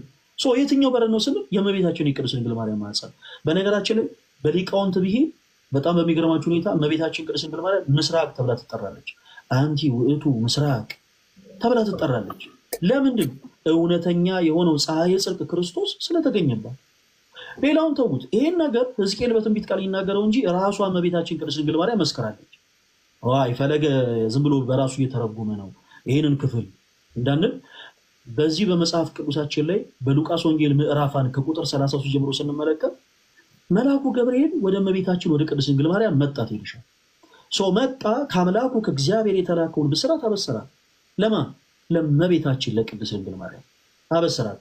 መልአክ ነው ባይዘወይ መልአክ ማለት መልእክተኛ ማለት ነው። ሶ መልእክተኛ ወይም ደግሞ መልአክ ከአምላኩ ከእግዚአብሔር የተነገረውን ቃል ብቻ ነው የሚናገረው። ሶ በፊቷ ቆመ። ጸጋን የተመላሽ ሆይ ደስ ይበልሽ አላት። እግዚአብሔር ከአንቺ ጋር ነውና ደስ ይበልሽ፣ አንቺ ከሴቶች ሁሉ ተለይተሽ የተባረክሽ ነሽ፣ የማኅፀንሽን ፍሬ ምን ያለ ነው? የተባረከ ነው። ከሦስቱ ቅዱስ አንዱ ቅዱስ ወልደሽ ስሙንም ኢየሱስ ያለሽ አላት። የዚህን ጊዜ እመቤታችን አንድ ጥያቄ ጠየቀች። እኔ ወንድ ስለማላቅ ጋይስ ምን አለች? ወንድ ስለማላቅ። ይሄ እንዴት ይሆናል? እሺ ቴዲሻ ወንድ ሳላቅና ወንድ ስለማላቅ ይለያያል። ወንድ ሳላቅ ከሆነ እስካሁን በትዳር ሕይወት አልኖርኩም ነው። ለምሳሌ ቴዲሻ አይ አንተማ በቃ አሁን በቅርቡ መውለድ አለበት ቢል ሰው ሳላገባ እንዴት ይሆናል ካልክ እስካሁን አላገባውም ነው አባባል። ኦኬ አንድ የቀረ ብቸኛው ሪዝን ለመውለድ አለማግባትህ ነው። ላለመውለድ ብቸኛው ሪዝን አለማግባትህ ነው። ሶ ሳላገባ እነ ሴንስ ምን ማለት ነው? እስካሁን አላገባው ነው። ነገር ግን ወንድ ስለማላቅ ማለት ግን እስከ ነው። ኦኬ እስከ ፍጻሜ እስከ ሕይወት ፍጻሜ ድረስ ወንድ የማወቅ ፍላጎት ስለሌለ ይሄ እንዴት ይሆናል አለች እመቤታችን። ኦኬ ቃሏን በቃል አሸነፈ። ከዛ በኋላ ያንን የመጽሐፍ ቅዱስ ክፍል በጣም ታሪኩ ረጅም ስለሆነ ለጊዜው እናቆየው። ሰው ነብዩ ሕዝቅኤል በትንቢት ቃል እመቤታችን ቅድስት ድንግል ማርያም ክርስቶስ ኢየሱስን በድንግልና ጸንሳ በድንግልና እንደወለደች ይመሰክርልናል። ይልቁኑ ደግሞ አምላካችን እግዚአብሔር አምላካችን እግዚአብሔር ከቅድስት ድንግል ማርያም በድንግልና ተጸንሶ በድንግልና መወለዱ ከሶስቱ ቅዱስ አንዱ ቅዱስ ወልድ ክርስቶስ በድንግልና መወለዱን ይናገራል። እንደውም ሊቃውንት ሲያመሰጥሩት ምን ይላሉ መሰለት ኤሊሻ? እግዚአብሔር በጣም ኃያልና ጠቢብ አምላክ ከመሆኑ የተነሳ እጅግ በጣም የሚደንቅ ነገርን አደረገ። የእርሱ ፈቃድ ከድንግል ማርያም መወለድ ነበር። በድንግልና ተጸንሶ ከእርሷ በድንግልና መወለድ። የእርሷ ፈቃድ ደግሞ እስከ ፍጻሜ ድረስ ወንድ ያለማወቅ ነው። እግዚአብሔር ጠቢብ ስለሆነ የእርሱንም ፈቃድ የእናቱንም ፈቃድ ፈጸመ። እርሱም ድንግልናዋን ሳይሽር ከመቤታችን ከቅድስት ድንግል ማርያም ተጸንሶ ተወለደ። እርሷም ለዘላለም በድንግልና ጸንታ ኖረች። እግዚአብሔር ይህን ያክል ኃያል አምላክ ነው ብሎ ሊቃውንት ያስተምራሉ። ይህንን የመሰለ በጣም በሚስጥር የተሞላ የእግዚአብሔር ቃል እዚህ በህዳጉ ማብራሪያ ላይ ምን ተብሎ እንደተቀመጠ በሕያው በእግዚአብሔር ስም ስሙ እናንተ ፍረዱ። የትኛው ነው በእውነተኛ የመጽሐፍ ቅዱስ ትምህርት ላይ የተመሰረተው ትምህርት? የትኛው ነው ሰው ሰራሽ ትምህርት? እናንተ ደግሞ ምን ይላል መሰላችሁ? ቁጥር 1 ጀምሮ ያለውን ሐሳብ ሲያብራራ ትንቢተ ኢሳይያስ ትንቢተ ሕዝቅኤል ምዕራፍ 44 ከቁጥር 1 ላይ ምን ይላል መሰላችሁ? እንደተዘጋ ይኖራል ይላል። እንደተዘጋ ይኖራል ይላልና ያንን ሐሳብ ሲያብራራ ለዚህ የተሰጠው ምክንያት እግዚአብሔር በምስራቅ በር ስለገባና ስፍራውንም ቅዱስ ስላደረገው ነው። በደንብ ስሙ ፕሊዝ። ሌላው ምክንያት ሊሆን የሚችለው ደግሞ እንደ በፊቱ እግዚአብሔር መቅደሱን ትቶ ስለማይወጣ ነው።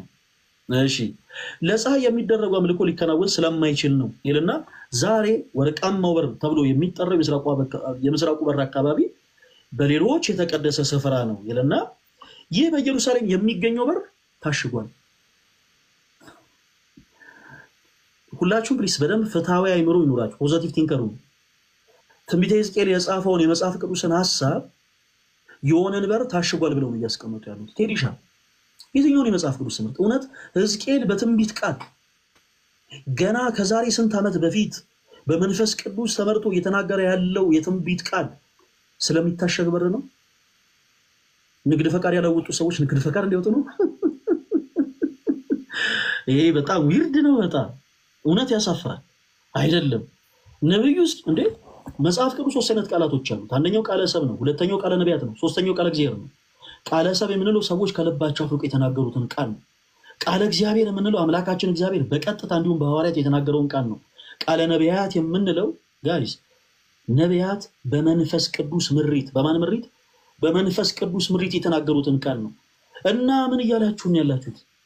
ሕዝቅኤል ከዛሬ ብዙ ዓመታት በፊት የሆነ እስራኤል ያለ አንድ በር ይታሸጋል እና እሱን ነገር ፊክስ አድርጉት እያለ ነው። አረ ፕሊዝ ሕዝቅኤል እንደ ዘመኑ ነቢያት ነው። ይሄ በጣም ፍጹም ስህተት ነው። በመጽሐፍ ቅዱስ ስንመዝነው ሕዝቅኤል ስለምን እያወራ ነው? ግልጽ ነው። እዚህ ጋር ደግሞ ምን ተብሎ ተቀምጧል? ምን ይላል? በደንብ ደግሞ አለው። የምስራቁ በር አካባቢ በሌሎች የተቀደሰ ስፍራ ነው። ይህ በኢየሩሳሌም የሚገኘው በር ታሽጓል ብሎ ያስቀምጣል። እንዲህ አይነት ትምህርቶች ሰው ሰራሽ ትምህርቶች ለመሆናቸው በነገራችን ላይ ያን ያክል ጠቢብነትና አዋቂነት አይጠይቅም። እስቲ በነገረ ስጋዊ አንድ ደግሞ ላንሳል።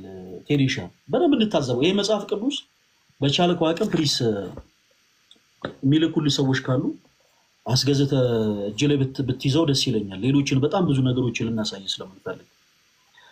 እዚህ ጋር ደግሞ የሉቃስ ወንጌል ምዕራፍ 8 ቁጥር 19 ላይ ያለ ኃይለ ቃል አለ።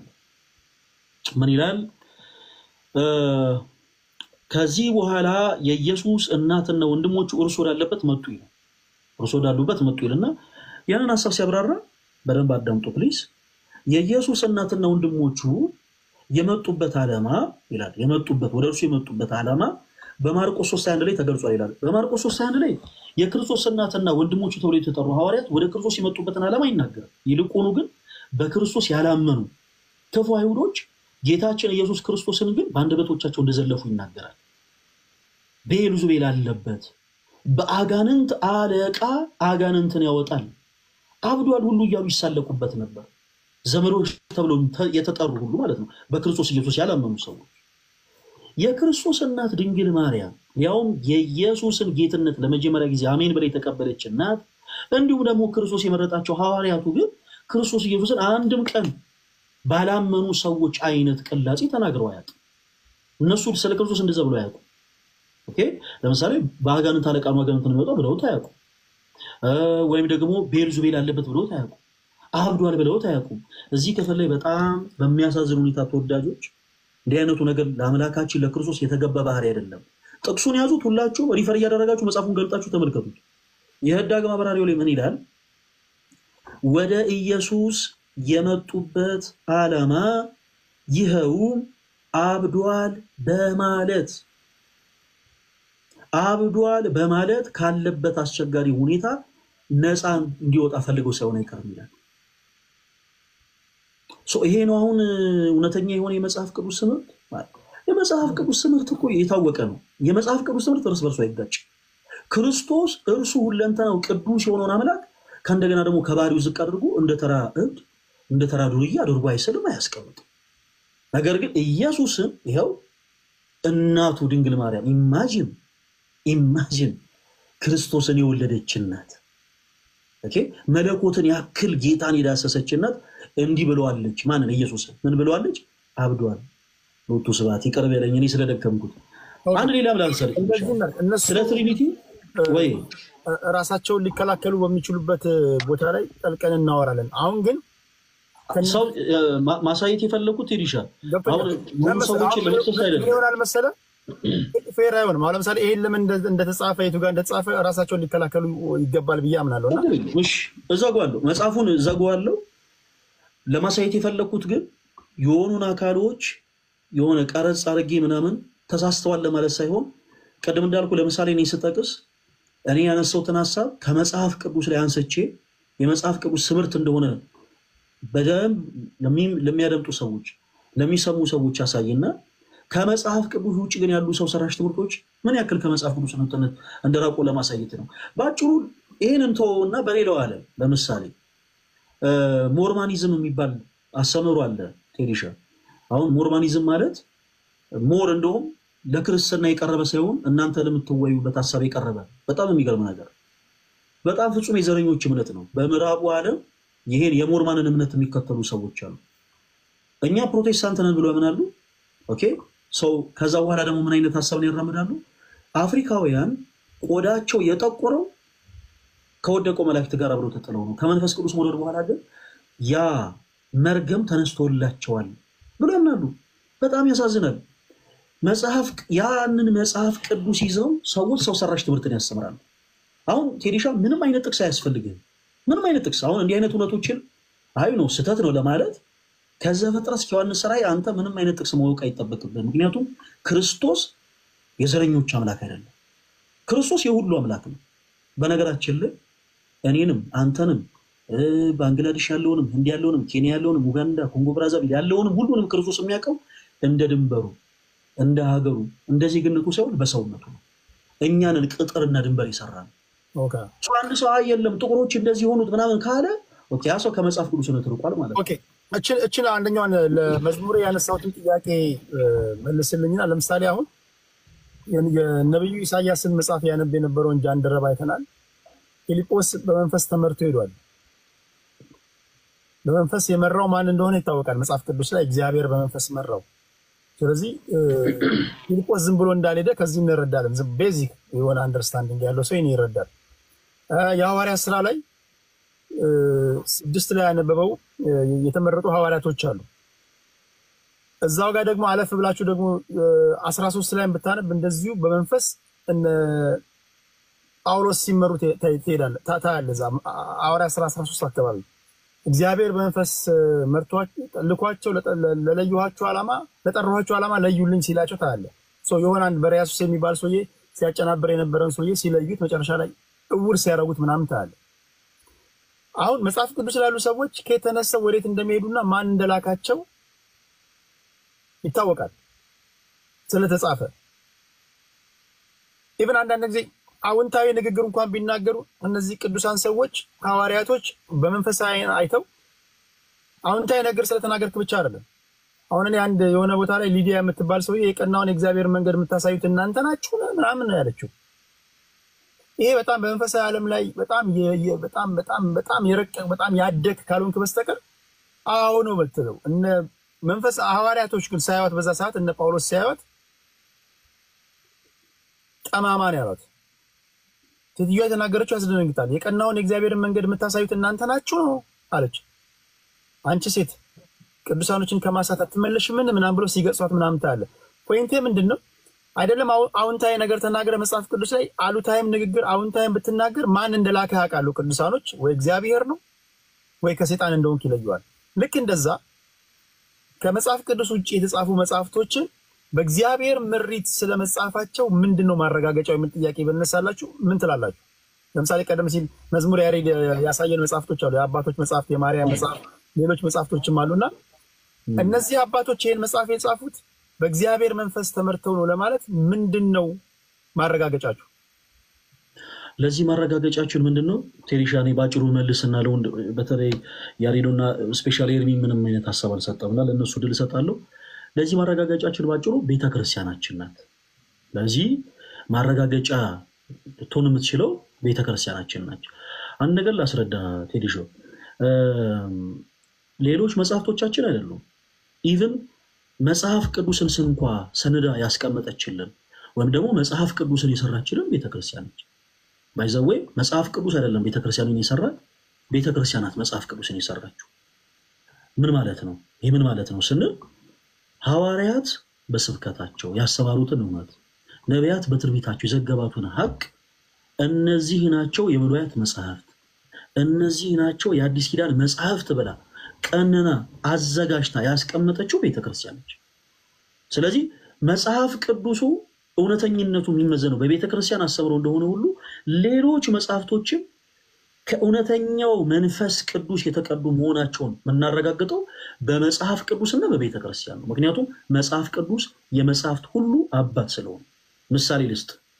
ለምሳሌ ያሬዶ የቤተክርስቲያናችን ዲያቆን ነው፣ አገልጋይ ነው። ረጅም ዓመት በአገልግሎት ቆይቷል እና በነገረ ቅዱሳን አንድ መጽሐፍ ቢጽፍ እና ወደ 400-500 የሚጠጋ ገጽ ኖሮት ነገር ግን 2 ገጽ ላይ ትንሽ ከቤተክርስቲያን ጋር የሚጻረር ሐሳብ ቢኖረው ያንን ሐሳብ ስህተት ነው፣ ይሄ ነገር መታረም አለበት ልንለው የምንችለው ዝም ብለን በመቀኝነት ተነስተን በሆበለው ሐሳበለው በማለት ሳይሆን በቤተክርስቲያን ትምህርት ነው። ልክ ቅዱስ ጳውሎስ እንዳለው እንደመሰከረው ማለት ነው።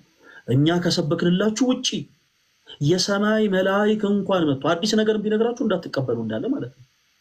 የቤተክርስቲያናችን ትምህርት የጸና ነው፣ ዶግማ ነው፣ የሚለወጥ አይደለም። ለምሳሌ ሥላሴ በአካል ሶስት በመለኮት አንድ ነው። ይሄ ሐቅ አይቀየርም። ይሄንን ሐሳብ ግን ብዙ ቅዱሳን አባቶች አብራርተውታል። ለሰው ልጅ በሚገባ መልኩ፣ ለሰው ልጅ በሚመጥን መልኩ፣ በሚጣፍጥ መልኩ አቅርበውታል። ያንን ሐሳብ ቤተክርስቲያን እውነት ነው እነዚህ መጽሐፍቶች የኔ መጽሐፍቶች ናቸው ብላ ካኖናይዝ አድርጋ ስትቀበላቸው ቤተክርስቲያን መጽሐፍቶች ናቸው ብለን እንቀበላለን። ማንም በአንጃ ገራንጃ ለምሳሌ ዝም ብሎ አትሞ ስለሰጠን ብቻ እየሰበሰብን የቤተክርስቲያን መጽሐፍ ነው አይደለም ነው ባጭሩ። ስለዚህ ትምህርቱ አንዳንድ መጽሐፎች ኢቭን በቤተክርስቲያን ውስጥ አልፈው የቤተክርስቲያን አባቶች ሁሉ አጽድቀዋቸው ስቲል ስህተት ነው ሲባል እንሰማለን።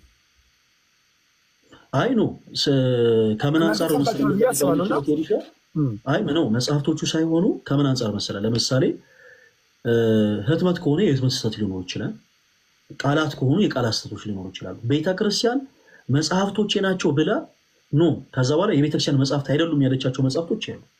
ባይሆን ግን እዚሁ ጋር አንድ መሰከረልው እውነት ቤተክርስቲያን ዛሬም ድረስ መጽሐፍቶቼ ናቸው ያላለቻቸው ነገር ግን አንዳንድ ሰዎች ዝም ብለው በቃ እንደው ግግም ብለው የቤተክርስቲያን መጽሐፍት ናቸው ብለው የሚሸጧቸው መጽሐፍቶች አሉ።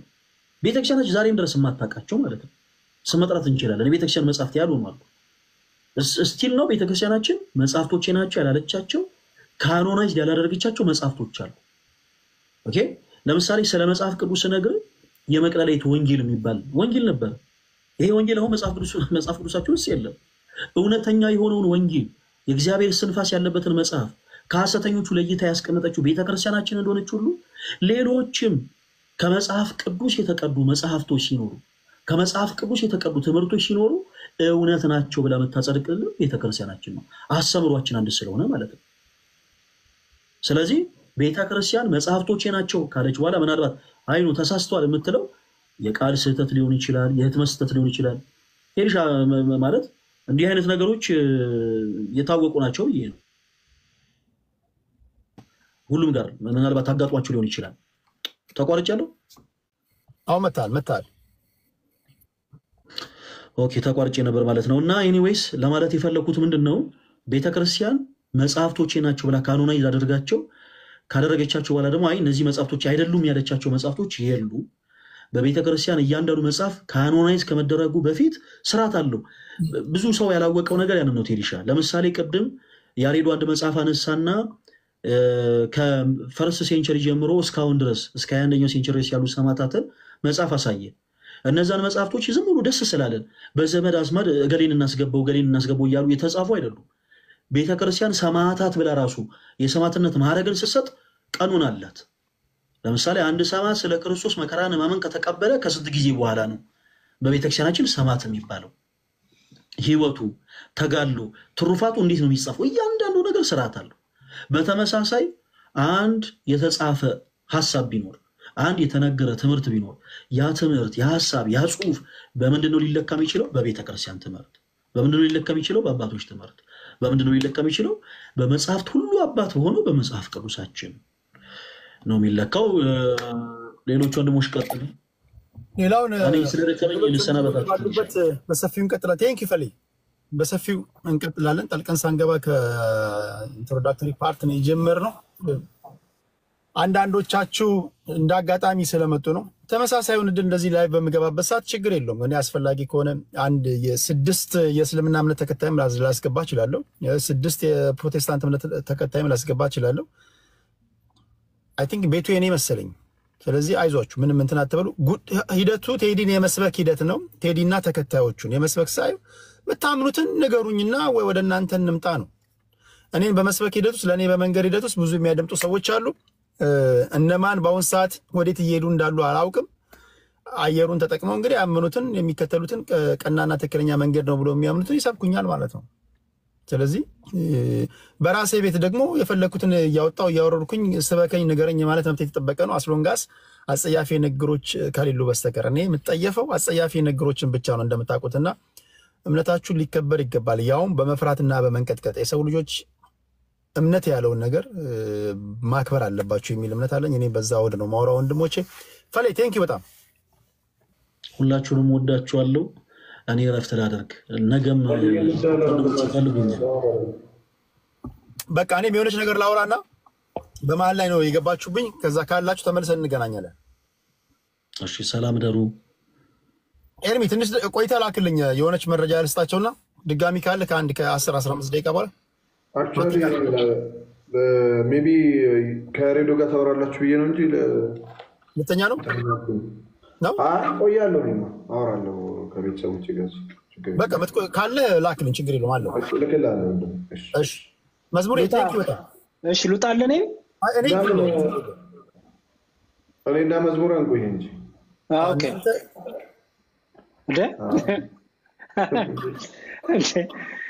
ኤርሚዬ ምንድን ነው አይንህ አብጧል? አልተኛም እንዴ?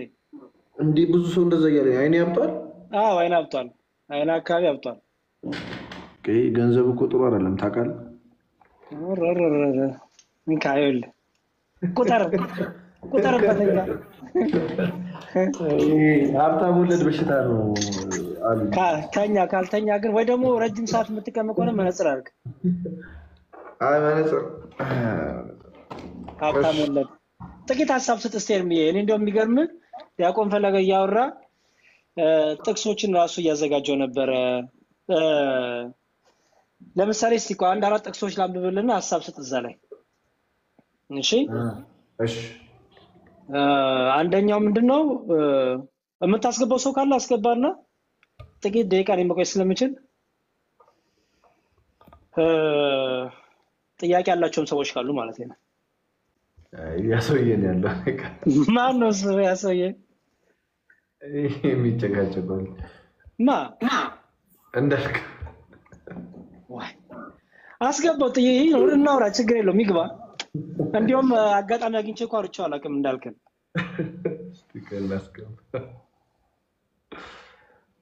ቴዲ ጋር ተገናኙ። ከቴዲ ጋር ናቸው መሰለኝ። ነው እንዴ? ኦኬ አይ ጥሩ።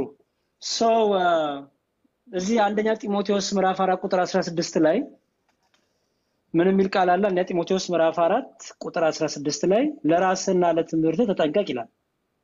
ለራስህና ለትምህርት ተጠንቀቅ፣ በእነዚህም ደግሞ ጽና ይላል። ይህም ብታደርግ ራስንም የሚሰሙንም ታድናለህ ይላል አይደለ? ለራስህና ለትምህርት ተጠንቀቅ ይላል።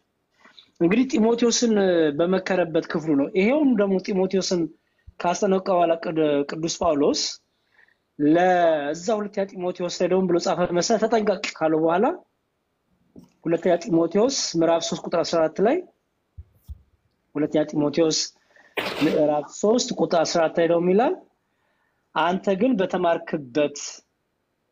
በተማርክበት እና በተረዳህበት ነገር ጸንተ ኑር፣ ከማን እንደተማርኩ ታውቃለህና ይላል ማለት ነው። ከሕፃንነትህ ጀምረህ ክርስቶስ ኢየሱስን በማመን መዳን የሚገኝበትን ጥበብ ሊሰጡ የሚችሉትን ቅዱሳን መጽሐፍት አውቀሃልና ይላል። አየው።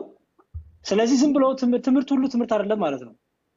ከማን እንደምትሰማው መጠንቀቅ አለብህ ማለት ነው። እንደዚህ ነው የመከረው ቅዱስ ጳውሎስ እስጢፋኖስን። አንደኛ ለምትሰማው ትምህርት ተጠንቀቅ አለው። ሁለተኛ ከማን ደግሞ እንደምትሰማው ደግሞ ተጠንቀቅ። ሶስተኛ ደግሞ ምን አለው? በተረዳህበትና በተማርክበት ነገር ደግሞ ጸንተህ ኑር፣ ከማን እንደተማርከው ታውቃለህና አለው። ስለዚህ ዝም ብሎ ሁሉ ትምህርት አይደለም ማለት ነው። መመዘን አለበት ማለት ነው። አይ ዝም ብለህ ተቀበል፣ ዝም ብለህ አንብብ፣ ተረዳ፣ ዝም ብለህ ተርጉም የሚባል ነገር በኦርቶዶክሳዊ ቤተክርስቲያን አይሰራም። ብዙ ቅድም ኮመንት ላይ ራሴ ማንበብ መተርጎም እችላለሁ የሚሉ ሰዎች ስለሰማሁ ነውና እኛ ክርስቲያኖች እንደዚህ አንተረጉምም። በቃ ልክ ጢሞቴዎስ እንደፈለገ መተርጎም ቢችል ለምንድን ነው ቅዱስ ጳውሎስ ተጠንቀቅ የሚለው? አይደለ? እንደፈለገ መተርጎም ቢችል በቃ የራሱን መረዳት የራሱን መገለጥ ማውራት ቢችል ለምንድን ነው የሱ የመንፈስ አባቱ ጳውሎስ ተጠንቀቅ የሚለው? ደግሞ የሰማውን ነው ከማን እንደሰማው ታውቃለህና ይላል። ደግሞ በሱ ጸንተህ ኑር ነው የሚለው። እዚህ ላይ ሐሳብ እንድሰጥ ፈልጋለሁ እና የሐዋርያት ሥራ ላንብብልህና እነዚህ ሶስቱ ላይ ሐሳብ ስጥ። የሐዋርያት ሥራ ምዕራፍ 20 ቁጥር 28 ላይ እኔ ሐሳብ አልሰጥም እንዴ? እኔ ቁጭ እየጻፍኩ እማራለሁ ለዛሬ። አንተ አይነ ነው እንጂ ያበጠው ደህና ነገር ወይ የተረዳሁትን እናገራለሁ መጨረሻ ላይ ከአንተ ከተማርኩት አይ እኔ ታስተምረኛለህ እንጂ እንደዚህማ ውሃ እንዳንረጫጭ ነው። አረበኝታ እንዴ ቴዲ ማን ነው አያር እኔማ ትቼዋለሁ። እሺ የሐዋርያት ሥራ ምዕራፍ 20 ቁጥር 28 ላይ በገዛ ደግሞ የዋጃትን የእግዚአብሔርን ቤተክርስቲያን ትጠብቋት ዘንድ መንፈስ ቅዱስ እናንተን ጳጳሳት አድርጎ ለሾመባት ለመንጋው ሁሉ ለራሳችሁም ተጠንቀቋልና ከሄድኩ በኋላ ለመንጋው የማይራሩ ጨካኞች ተኩላዎች እንዲገቡባችሁ ደቀ መዛሙርትም ወደ ኋላችሁ ይስቡ ዘንድ ጠማማ ነገርን የሚነግሯችሁ ሰዎች በመካከላችሁ እንዲነሱ አውቃለሁና ይላል። አሁን እዚህ ላይ ሐሳብን ስጥ፣ ምክንያቱም በጣም መስራት ፈልጋለሁ። አንደኛ አስተውል፣ አደራ የተሰጣቸው አባቶች አሉ። የመንጋው ጠባቂ የተሰጣቸው አደራ ለሁሉ የተሰጠ አይደለም። ይሄ ተመርጠዋል ነው የሚለው። መንፈስ ቅዱስ እናንተን ጳጳሳት አድርጎ አባቶች አድርጎ ሾሟቸዋል አለ። ስለዚህ ሁሉ ጳጳስ አይደለም መቼም አይደል? በእኛ ቤተክርስቲያን እንግዲህ ሁሉ ካህን አይደለም። ክህነት አገልግሎት ነው። አዎ የኛ የእግዚአብሔር ካህናት ነን፣ የእግዚአብሔር አገልጋዮች ነን። የእግዚአብሔር አገልጋዮች ነን ሲባል ግን በሰው ላይ እጃችን እየጫንን መጸለይ እንችላለን? ሰው ላይ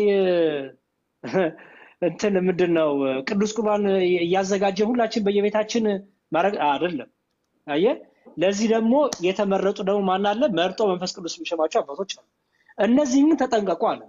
ለራሳችሁ ተጠንቀቁ፣ ለመንጋው ተጠንቀቁ አለ። ለምን አለ?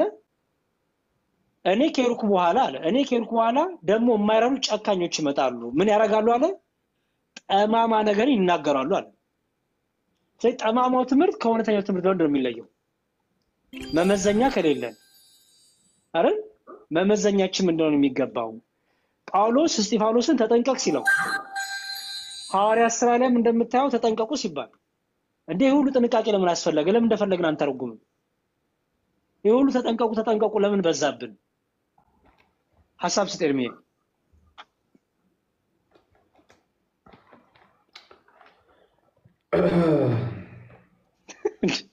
የምን ጉሮሮማ ለዘምር ነው እንዴ?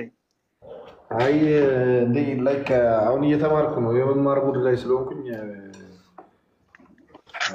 ሙዴ ልትቀይር ነው ብዬ ቀጥል የሚሻስተ የተረዳሁት ነገር አሁን ከተናገርከው ለ3 ደቂቃ የተረዳሁት ነገር አሁን አዲስ ነገር ምናምን ብዙ እንትን አለንም ላይክ አንተ ባለበት ኤኒዌይስ እንግዲህ ለትምህርት ተጠንቀቅ የሚባል ነገር አለ መጽሐፍ ቅዱስ ላይ። ለምን ነው ተጠንቀቅ የሚለው? ትምህርት ማለት አንድ የማናውቀውን ነገር ማወቅ ደግሞ ለሰው ያልተገለጠ ነገር መገለጥ ትምህርት ይባላል። ለምሳሌ እግዚአብሔርን ማንም ሰው ሊያውቀው አይችልም፣ ወይም ደግሞ ሊያየው አይችልም፣ ሊረዳው አይችልም፣ ሊገነዘበው አይችልም። ብዙ ሰዎች ግራ የሚጋቡት ስላሴ ሲባል ኦኬ እሺ ይላሉ። ለምን እቺ ጭንቅላት ስላለች ምንድነው የሚያስቡት? አንድ እዚህ ጋር የሆነ ሰው አለ፣ ሁለት እዚህ ጋር የሆነ ሰው አለ፣ ሶስት እዚህ ጋር የሆነ ሰው አለ። አንደኛው ከአንዱ የተለየ ሌላ ያደርጉታል። ሶስት የተለያየ አምላክ አድርገው ያስባሉ። ለምን የሚያስቡት? በዚህኛው ጭንቅላት ከዚህ ጭንቅላት ሰፋ ያለ ነገር እግዚአብሔር ይችላል ብሎ ማሰብ ስለሚከብድ ነው ለብዙ ሰዎች። ለዛም ነው ለራሳቸው ጣዖት የሚያዘጋጁት። ለዛ ነው ከፈጠራቸው አምላክ ይልቅ የፈጠሩትን አምላክ እያመለኩ የሚኖሩት ማለት ነው። ስለዚህ ምንድነው ትምህርት ማለት? ያላወቅነውን ነገር ምን ማድረግ ነው? ማወቅ ማለት ነው። ለምሳሌ አንድ ሕፃን ልጅ ሄዶ ኤቢሲዲ ይማርና እስከዚህ ዳውቆ ይመጣል። ያ ትምህርት ማለት ነው። እግዚአብሔር ራሱን በትምህርት ነው ሁልጊዜ የሚገልጠው።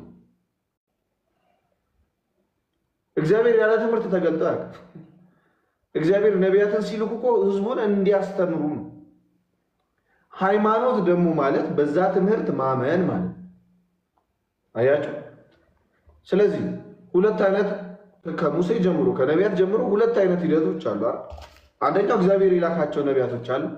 እግዚአብሔር ደግሞ ያላካቸው ሐሰተኛ ነቢያት አሉ። ብዙ ተከታይ ሊኖራቸው ይችላል፣ ትንሽ ተከታይ ሊኖራቸው ይችላል። አሁን ህፃናትን የሚሰው ሰዎችን የሚሰው ወይ ደም የሚያፈሱ ሰዎች ባይዘው አምላክ አመለክም ብለው ለአምላካችን እንሰዋለን ብለው ነው እንጂ ባይዘው ከእንትን አይደለም። ወይ ደግሞ ይሄ አለማወቃቸውን አውቀውት አይደለም። ስለዚህ ትምህርት ማለት ማወቅ ማለት ነው። የሆነን የማናውቀውን ነገር ማወቅ። ስለዚህ እግዚአብሔርን ማወቅ ሃይማኖት ይባላል አይደል እንዴ? ባዮሎጂን ስናቅ አስተማሪ ሆነናል። የባዮሎጂ አስተማሪ እንሆናለን ዋሪፈር ወይም በባዮሎጂ እውቀት ይኖራል። እግዚአብሔርን ማወቅ ደግሞ ሃይማኖት ይባላል። ያሬዶ ለእኔ ብቻ ነው የጠፋው ወይስ ጋይስ?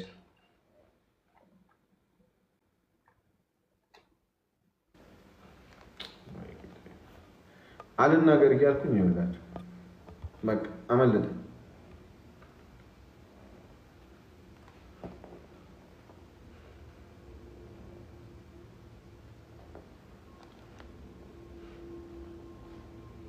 አመለጠና ያሬዶ እስኪ ላክለት። እንዲህ ነው ጥፍት የሚለው ብዙ ጊዜ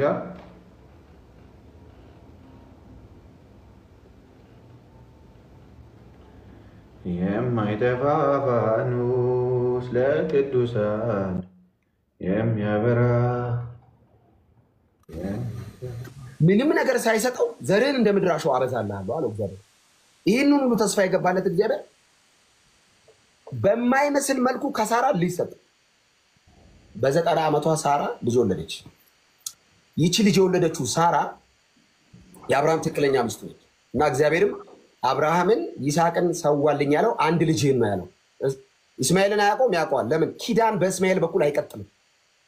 እግዚአብሔር መሲያኒክ ላይኑ የሚቀጥለው በይስሐቅ በኩል መሲያኒክ ላይን አለ። በይስሐቅ በኩል ቀጥታ መጥቶ የዳዊትን ስር የሚቀጥል ያ ከዳዊት ስር የሚወጣው እርሱ ገዢ ነው፣ አለቃ ነው። ቅድም ብያለሁ። ሙሴ በእግዚአብሔር ቤት ባሪያ ነው፣ ኢየሱስ በእግዚአብሔር ቤት ልጅ ነው። ሙሴ ይጠፋል፣ ኢየሱስ ይቀጥላል። ሙሴ ሞቷል፣ ኢየሱስ ያው ነው። ሙሴ ደክሟል፣ ኢየሱስ አልደከመም።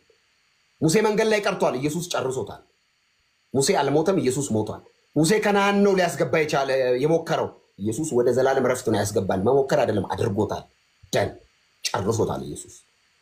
አናነጻጽረው እና አብርሃም ይስሐቅን ሊሰዋ ወጣ ሞሪያ የሚባል ተራራ ላይ እና አብርሃምም አይራራም፣ እግዚአብሔርን በጣም ይወደዋል። በእውነትም ሊያርደው ነው የወጣው።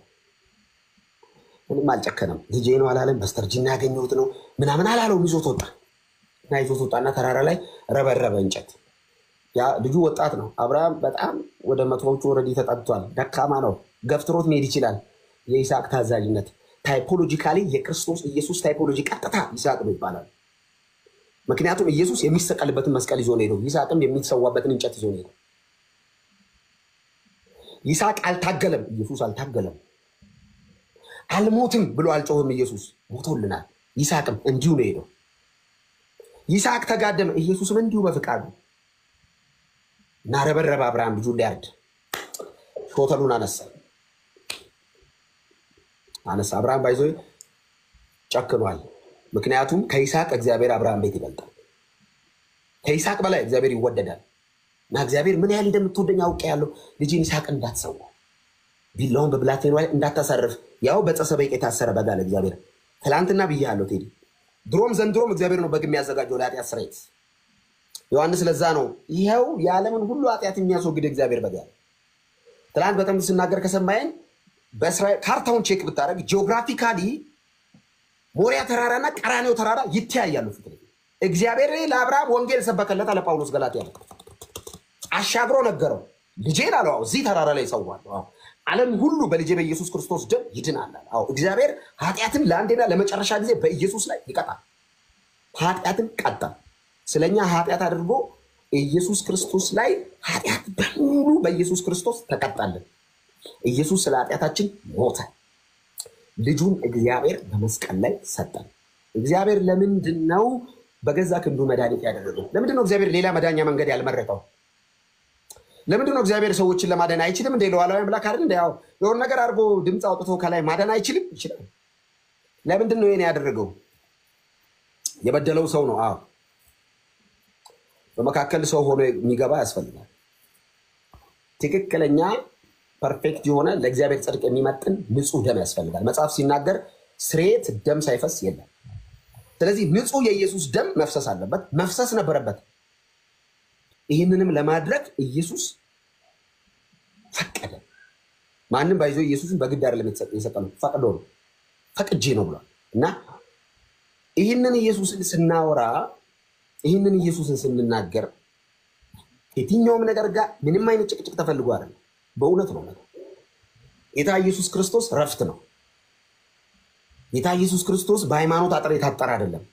እሱ ሰው ሁሉ ይወዳል።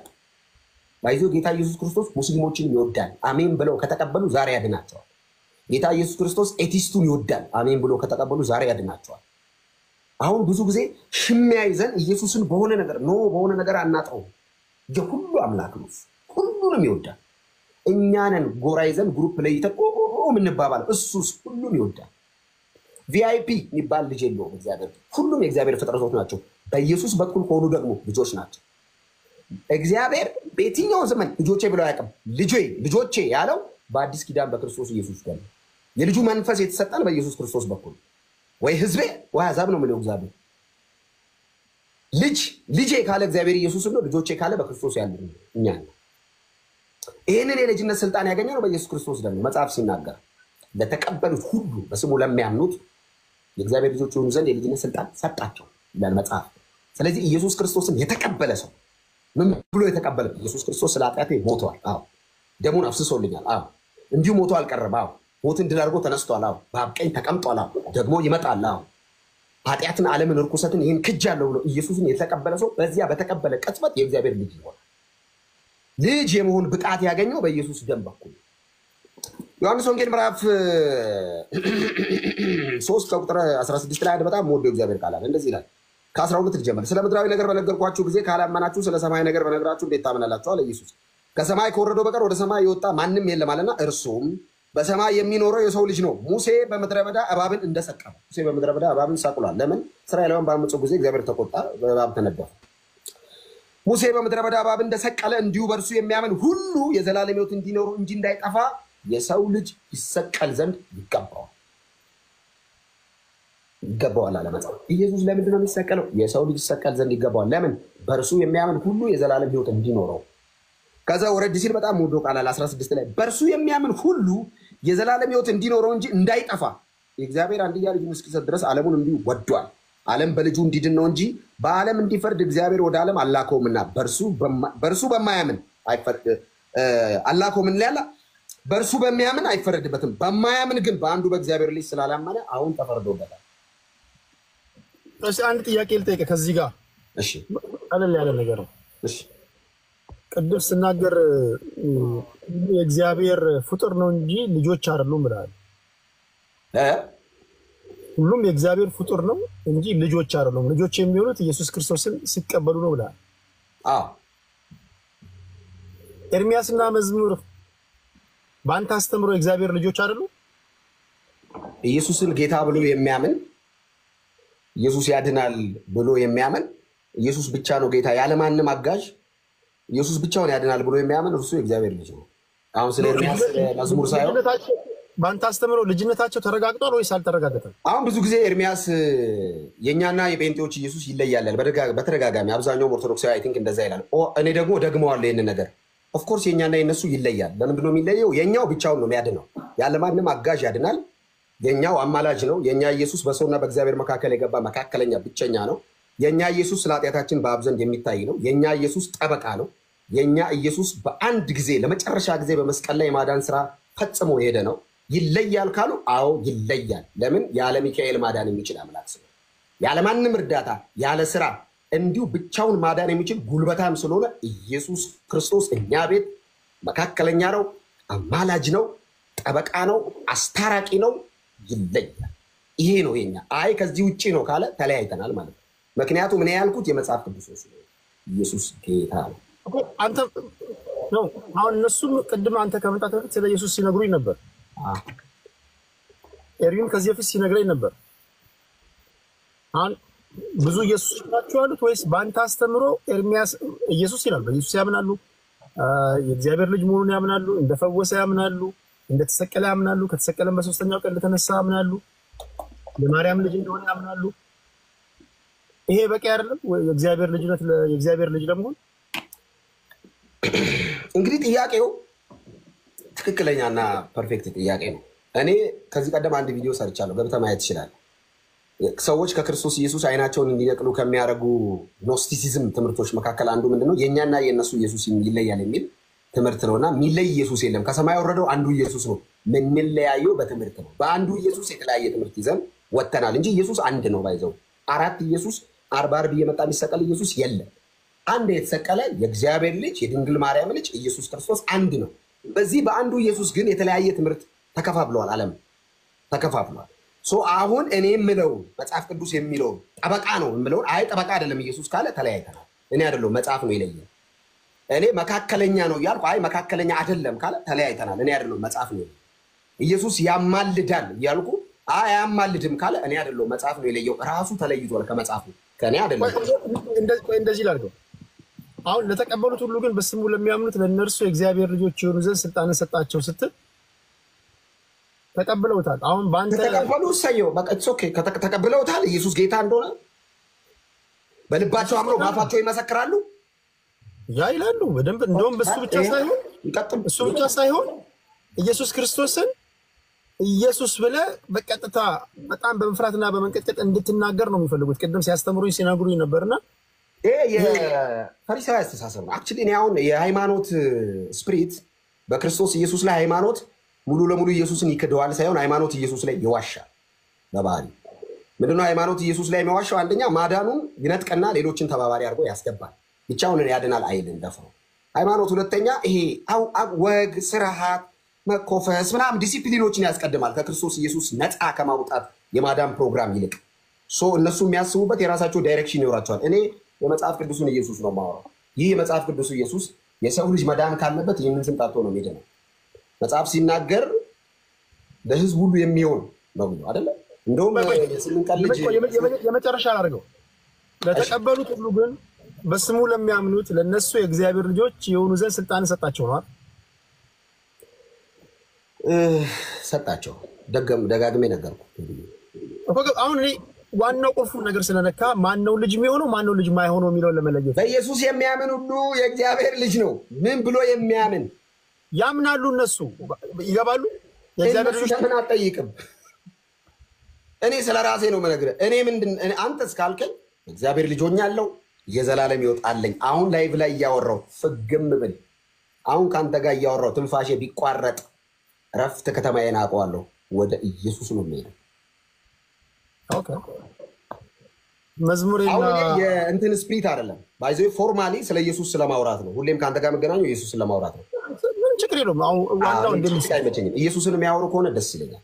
አይ ይሄ የሃይማኖት ስፕሪት እንደዚህ ብላ እኔ አይመቸኝም። ኢየሱስን ጎስፕል ሰብኬ መኖር ነው የምፈልገው። ኢየሱስ ላይ መዋሸትም ሲዋሽም ማየት አልፈልግም። እንደዛ የሚለው መመስከር ነው። ልክ ነህ አንተ ልክ ነህ። አሁን ስፕሪት ያለው ሌሎችን ጠርቶ መጨቃጨቅ ይችላል። እኔ ምስክር ነኝ። ኢየሱስ ክርስቶስ ጌታ ነው። ቆይ ማንም እንኳን አይጨቃጨቅም። አሁን እኮ አንጠይቅህም እንዳልከኝ ኧረ አንተ እንድጠይቀኝም አልፈልግም።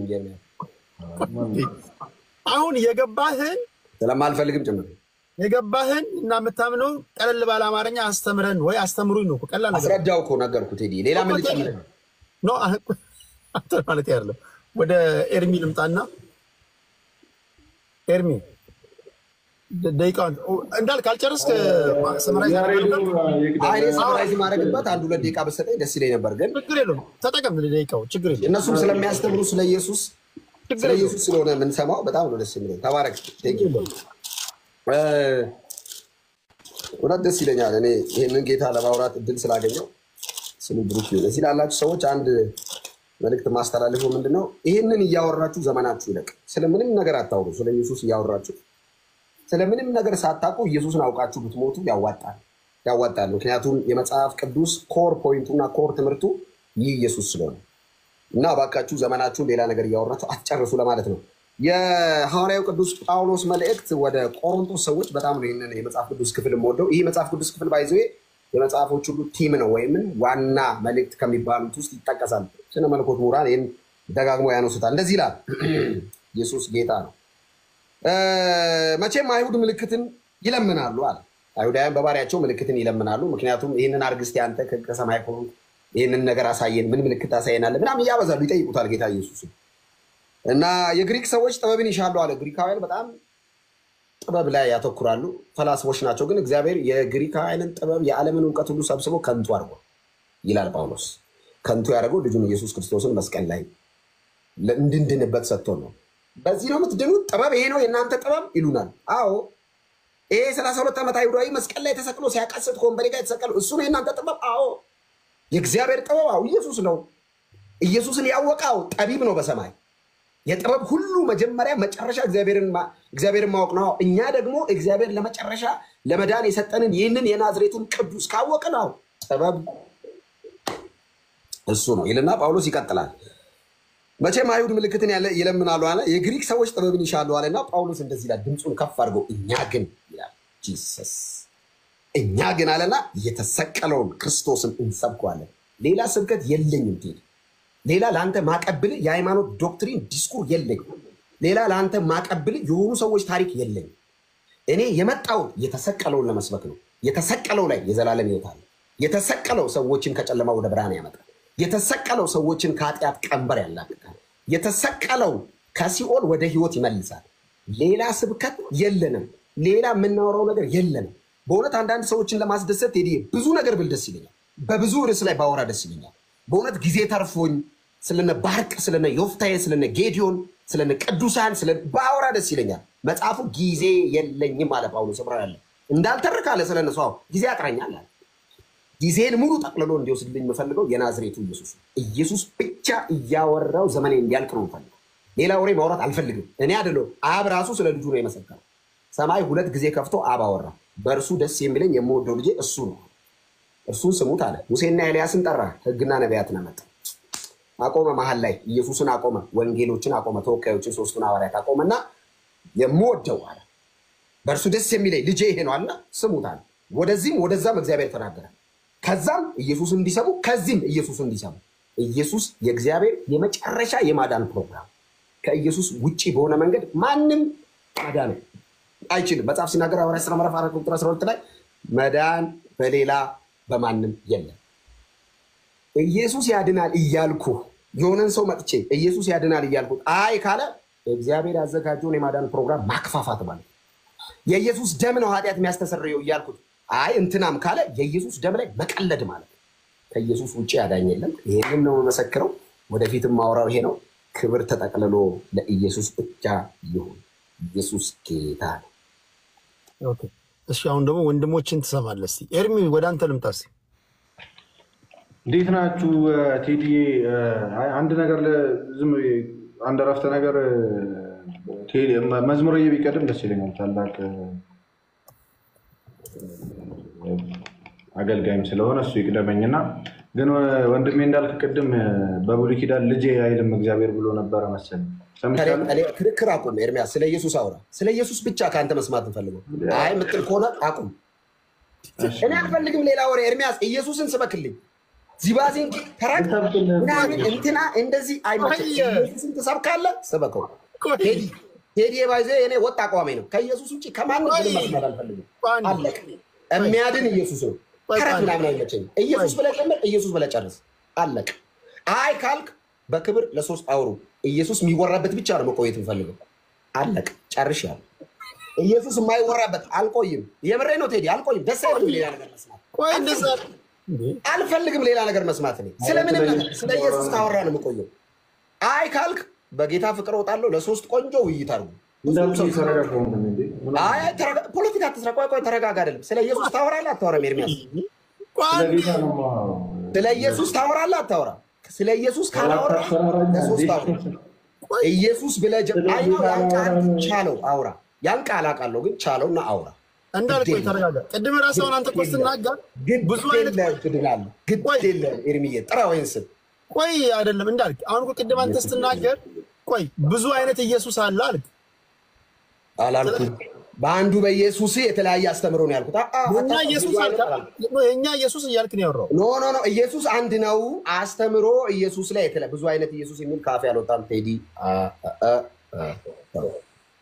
ያልኩት ኢየሱስ አንድ ነው። በአንዱ በኢየሱስ በኩል የተለያየ ትምህርት አለ ነው።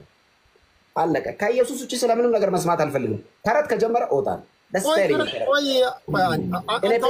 ተረት አልወድም። ኧረ ተረጋጋ። ቆይ እንዳልክ ምንም የምረጋጋው ነገር ያንተ ስብከት እኮ ለእሱ ተረት ነው። የእሱ ልክ ተረት እንደሆነ ሁሉ አላውቅም። እኔ መጽሐፍ ቅዱስ መጽሐፍ ቅዱስ ተረት ነው ብሎ ካመነ ይመቸው። አንተ ተረት ነው የምትለው አሁን ያንተ ቴዲ። እኔ ጭቅጭቅ ምናምን ዲቤት አልወድም። ስለ ኢየሱስ ያወራል። ሁላችሁ በቤታችሁ ሪኩዌስት ልካችሁልኝ ስለመጣችሁ እንጂ በቤቴ ቤው እንዴት እንደማወያ አውቃለሁ። ያው እንደዛ በቃ ቴዲ እኔ አቋሜ ነው ቴዲ። ስታንድ ነው ቴዲ። ይሄ ስታንድ ነው። አለቀ። ስታንድ ነው። አቋም ነው። አቋም ትደግፋለህ። ና ቁጭ በል ግድ የለም። በቃ ና ወንድም በቃ ሂዱ። የተናገርኩት ነገር አለ እንዴ? በቃ ሂዱ አለ። ምን አጥፍቼ ነው? እኔ አሮ ነው። እኔ እግዚአብሔር ይርዳው። ግን እውነቱን ለመናገር በጣም እግዚአብሔር ይርዳው። እኔ እግዚአብሔር መንፈስ እንደዚህ አይደለም። እኔ እስከማውቀው እንደዚህ የእግዚአብሔር መንፈስ እንደዚህ አያረግም። እርጋታ ይፈልጋሉ እኮ አይደል? እኛ አሁን በዓለም እንኳን ያለን ሰዎች በጣም የተረጋጋን ሰዎች ነው። ሁለተኛ የኔ ጥፋት ካለ ንገረኝ ነው ያንተ ጥፋት። ሁለተኛ የሌላውን ሰው ማጥላላት ኢስኖት እንትን አይደለም። ያንተን ትክክለኛነት አያሳይም። ሰው ይታዘባል፣ ያያል፣ ያደምጣል። ይሄ እንደዛ አይደለም። እኛ ታዲያ እንዴት እንምጣ? እኛ ስለ ኢየሱስ ልናወራ ነው አክቹዋሊ የመጣ ነው። ግን ያው ስለ ኢየሱስ ያው ሁለታችንም መጽሐፍ ቅዱስ ስለያዘ ቅድም በብሉይ ኪዳን እግዚአብሔር ልጄ ብሎ አያውቅም ብሏል። ግጥም አድርጎ እግዚአብሔር ልጄ ብሏል በብሉይ ኪዳን። እንደው አንዳንድ ወንድሞቻችንም ይነሱና ብድግ ይሉና መጽሐፍ ቅዱስ ላይ እንዲህ የሚባል ነገር የለም ይላሉ። መጽሐፍ ቅዱስን ላይክ ምንድን ነው ይሄ በመጽሐፍ ቅዱስ የሆነ የምትሰራው እንደ ባዮሎጂ አለ ማስተርስ እና በነገራችን ላይ ፖለቲከኞች እንዴት እንደማዋየት አውቃላችሁ? ገስት ሪኩዌስት ልካችሁ መታችሁ የኔ ብቻ ነው ትክክል የእናንተ ትክክል አይደለም ሌላውንም መስማት አለብህ እኮ አንደኛ ጎበዝ ሰባኪ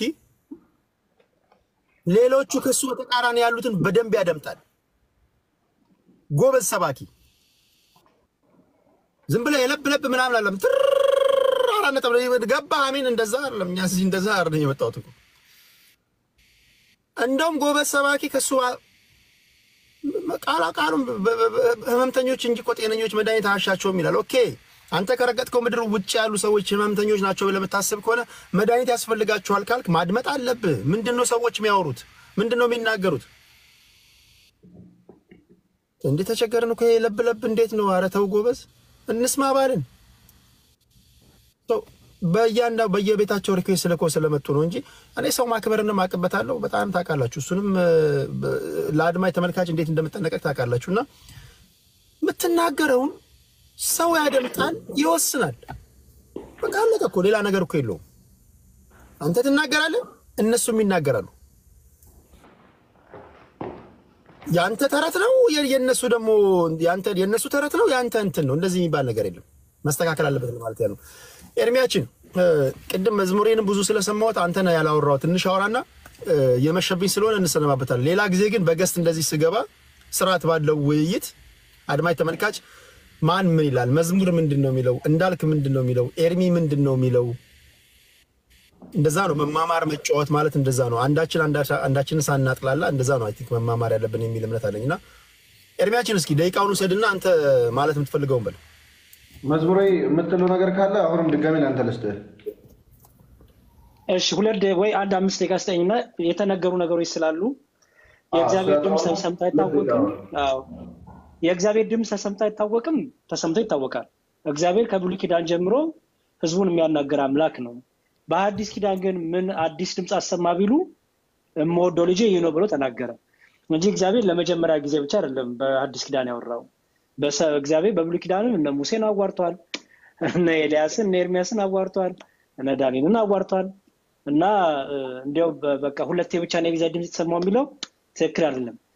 ለየት የሚያደርገው ምንድነው? በአዲስ ኪዳን ስለ ልጁ መሰከረ ነው። ስለ ልጁ መሰከረ በደብረ ታቦር ሲጠመቅ። አንድ እሱ ይስተካከል። ሁለተኛው ለምንድነው ሙሴ በዓላማ ላይ እባብን የሰቀለው? ዝም ብሎ ሰቀለ በሚል ነው አይደል የታለፈው? እባብን የሰቀለበት ምክንያት ታውቃለህ ቴዲ? እባብን የሰቀለበት ምክንያት የእርግማን ማሳያ ነው አይደለም? ያው እባብን የሰቀለበት ምክንያት ምንድነው? ላሳየክ ነው። ኦሪት ዘኍልቍ ላይ ታሪኩን የምታገኘው ኦሪት ዘኍልቍ ላይ ነው። አዲስ ኪዳን ላይ እናመጣ ታሪኩን የሚገኘው ኦሪት ዘኍልቍ ላይ ነው። ኦሪት ዘኍልቍ ምዕራፍ 21 ላይ ታገኘዋለህ። ምን ይላል? በደንብ አስተውል። ህዝቡም በእግዚአብሔር በሙሴ ላይ በምድረ በዳ እንድንሞት ዘንድ ከግብጽ ለምን አወጣችሁን? እንጀራም የለም ውሃም የለም፣ ሰውነታችንም ይህን ቀላል እንጀራ ተጸይፈው ብለው ተናገሩ። እግዚአብሔርም በህዝቡ ላይ እባቦችን ሰደደ ይላል። ምክንያቱም እግዚአብሔር ነፃ አውጥቷቸው ተመልሶ እግዚአብሔር ላይ ነፃ ነው ጀመረ። እግዚአብሔር እባቦችን ሰደደባቸው፣ እባቦቹም ህዝቡን ነደፉ ይላል። ኦኬ እንግዲህ እስከዚህ ሰዓት ድረስ ሙሴ ምንም አላረገም። እግዚአብሔር እባቦችን ላከ። ከዛ በኋላ ምን አረገ? ህዝቡን ቀጣቸው። ከእስራኤል ሰዎችም ብዙዎች ሰዎች ሞቱ ይላል። አንድም እግዚአብሔር ታምር ሰሪ መሆኑን እነሱ የተጠራጠሩት እግዚአብሔር ታምር እንዲሰራ ሊያስተምራቸው ይሄን አረገ። ህዝቡም ወደ ሙሴ መጣ። የዛን ሰዓት ወደ ሙሴ ተመለሱና በእግዚአብሔርና በአንተ ላይ ስለተናገርን በድለናል። አስተውል እንግዲህ በእግዚአብሔርና አንተ ላይ ስለተናገርን በድለናል አሉ። ሙሴን ከእግዚአብሔር ጋር አርገው አምላክ ነው ያሉ ነው በደለናል ሲሉ አይደለም። አየህ እግዚአብሔር አምላካችን አስከፍተናል፣ አንተንም ደግሞ እግዚአብሔር የሰጠንን መሪ ደግሞ አስከፍተናል እያሉ ነው። እባቦችን ከኛ ያርቅልን ዘንድ ወደ እግዚአብሔር ጸልይልን አሉት። ምክንያቱም እባቦቹ እየነደፉ ጨርሷቸው ጸልይልን ሲሉት ሙሴም ስለዙ ጸለየ፣ ወደ እግዚአብሔር ጠቆመ። እግዚአብሔርም ሙሴ ምን አለው? እባብን ሰርተህ አለው። አሁን እባብን ሰርተህ በዓላማ ላይ ስቀል አለው። ከፍ አድርገህ ስቀለው አለው። ሰርተህ ነው ያለው፣ ፈጥረህ አላለም። ቴዲ አስተውል። ፈጥረህ ቢል ኖሮ እባብ እንስሳውን ነው የሚፈጥረው አይደለም? ሰርተህ ካለ ግን ሙሴ እንስሳውን እባብ አይደለም የሰራው። ሙሴ እባብን የሰራው ከነሐስ ነው። አየው ከነሐስ እባቡን ሰራ ይላል። እባቡን ሰራና ምን ብሎ ተናገረ? ህዝቡን ያው የተነደፈውም ሁሉ ቀና ብለው ሲያዩት ህይወት ያገኛሉ አለ። አየህ ያ እንስሳውን እባብ እግዚአብሔር ልኮ ነደፋቸው። ጸልይ ሊስሉት ሙሴ ጸለየ። እግዚአብሔር ምን አለው? በነሐስ እባብ ስራ አለው። ስራና ስቀለው አለው። እባቡን ትኩር ብሎ ያየ ሰው ሁሉ ይፈወሳል አለ። አየው አሁን ይሄንን ስታመጣው ምን ይሆናል ማለት ነው? ወደ አዲስ ኪዳን በመስቀል ላይ የተሰቀለው ማን ነው? ኢየሱስ ክርስቶስ አይደል? መስቀል ላይ የተሰቀለውን ትኩር ብለህ ካየኸው ምን ታገኛለህ? ህይወት ታገኛለህ ማለት ነው። ሙሴን በዓላማ ላይ እባብን እንደሰቀለ ክርስቶስም ሊሰቀል ይገባዋል። ለምን? ሙሴ የሰቀለው የአይነ አስባብ መግደያ ሳይሆን ምን ስለሆነ? መዳኛ ስለሆነ። አየው ትኩር ብሎ ላዩት ህይወትን ሰጥቷልና ክርስቶስን በመስቀል ላይ የተሰቀለውን ትኩር ብሎ ላየው ምን ይሰጣልና ነው? ህይወት ይሰጣልና ነው እንጂ ዝም ብሎ እባብ እንደተሰቀለ በዚህ ታሪክ አይደለም። እሱንም በደንብ እንድታስተውለው በኦሪት ዘኍልቍ ላይ ምዕራፍ 21 ቁጥር 8 ላይ ታገኘዋለህ። የዮሐንስ ወንጌል ምዕራፍ 3 ላይ ያለው ታሪክ ማለት ነው። ኦኬ ብሉይና ሐዲስ ውስጥ ታገናኘው ነው ታሪኩ። ስለዚህ ክርስቶስን ሊሰቀል ይገባዋል ሲባል ተሰቅሎ ስለሚፈውሰን፣ ተሰቅሎ ስለሚያድነን፣ ተሰቅሎ ስለሚቤዠን ልክ ነሐስ እባቡ እንዳዳነ ክርስቶስ ደግሞ አዳነን ነው በመስቀሉ። ይሄንን በደንብ ልታስተውለው ይገባል። ሌላው ባጭሩ እኛ መላእክት ያድናሉ፣ ቅዱሳን ያድናሉ ስንል ክርስቶስ እንዳዳነን እያልን አይደለም፣ ወይ ክርስቶስ እገዛ ያስፈልጓል እያልን አይደለም። ቴዲ በቤተክርስቲያናችን የብቸኝነት ህይወት የለም። ገባ? እግዚአብሔር መላእክቱን እኛን ይጠብቁ ዘንድ ይልካል። አሁን ይሄ የእኛ አይደለም፣ እግዚአብሔር ነው ራሱ የሚያቀደው የፈለገው። በቃ አይ ምናምን የምትለው ነገር አይደለም። በቃ እግዚአብሔር ይጠብቁ ዘንድ ወደ አዘጋጁትን ስፍራ ያገባ ዘንድ መልአክ ይልካል ብሏል። እምቢ ልትል ነው? እግዚአብሔር መልአኩን የሚልከው በራሱ ስለማይጠብቀን ነው? አጋዥ ስለሚፈልግ ነው? ቴዲ አይደለም። እግዚአብሔር አባት ነው፣ ፍቅር ነው፣ ጠባቂ ነው፣ እረኛ ነው። እረኛ ለበጎቹ እንደሚራራ እግዚአብሔር ለኛ ለበጎቹ ያዝንናል። ስለዚህ ምን ያደርግልናል? ጠባቂ ይልክልናል። አየው የእግዚአብሔር ኃይሉ የሚገለጥበት ማለት ነው። ገባ አይደል ቴዲ? የእግዚአብሔር ኃይሉ መገለጫ ናቸው። የእግዚአብሔር ክብሩ መገለጫ ናቸው። ለምሳሌ መጽሐፍ ቅዱስ እንዲህ ይላል በዕብራውያን መልእክቱ ምዕራፍ 1 ላይ ዕብራውያን 1:14 ላይ ቅዱስ ጳውሎስ እንዲህ ይናገራል። ሁሉ መዳንን ይወርሱ ዘንድ ስላላቸው ለማገዝ የሚላኩና የሚያገለግሉ ይላል። አየው መናፍስት አይደሉም ምን ይላል? መላእክት ማለት ነው እንዴ። መዳን የሚለው እዚህ ጋር ከበሽታ ከቁርጥማት ከወርቅ ቁርጠት አይደለም። መዳን መቼም ይሄ ለሁሉ የተዘጋጀ መዳን ነው፣ የሚወረስ ነው ይላል። የዘላለም ህይወት እንኳን ጸንተን እንድንቆም እንድንወርስ መላእክት ያግዙናል። ይሄንን ቢልት ነው። ይሄ እኮ የእግዚአብሔር ዓላማ ነው። ይሄን እግዚአብሔር በመላእክቱ መልኩ የሚገልጠውን ማዳንና ኃይል እግዚአብሔር እገዛ ያስፈልጓል ያለ እገዛ ልንል ነው? አየው መልአኩ መጥቶ ሲያድነን ማን አደረም? መልአኩ አዳነን ብንል ኃይሉ ግን ክብሩ ግን ፈዋሹ ግን አዳኙ ግን ማን ነው? ክርስቶስ ኢየሱስ። አየውራን። ስለዚህ እግዚአብሔር መልአክ ልኬ እረዳችኋለሁ አድናችኋለሁ እግዚአብሔር ነው። እምቢ ካልክ ትዕቢተኛ ነህ። አየው ስለዚህ መላእክቱ ለክርስቶስ ይታዘዛሉ። ስለኛ ይልካሉ፣ ወደኛ ይልካቸዋል ክርስቶስ። ኦኬ ላም ልጨምርልህ። እኔ በጣም የሚገርመኝ ነገር ስላለ ነው። ያዕቆብ መልእክት ላይ እንዲህ የሚል ቃል አለ።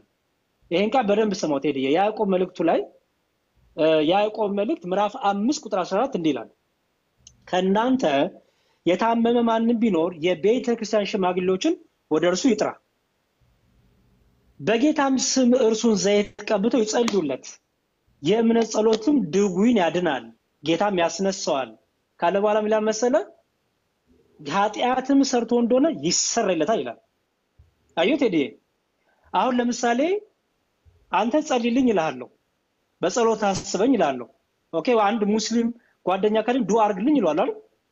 ኦኬ ጸሎት አስበኝ የምልህ የኔ አምላክ ስለማይሰማኝ ነው አይደለም እኮ። እግዚአብሔር ለኔ ማድረግ ስለማይችል ነው አይደለም። በክርስቲያኖች መካከል ምን ስላለ ነው? ህብረት ስላለ፣ መተጋገዝ ስላለ። ቤተ ክርስቲያን ያሰኘን ይሄ ነው። የክርስቶስ አካል ላይ ስላለን አንዱ ብልት አንዱ ብልትን ያስባል፣ አየው ይተጋገዛል።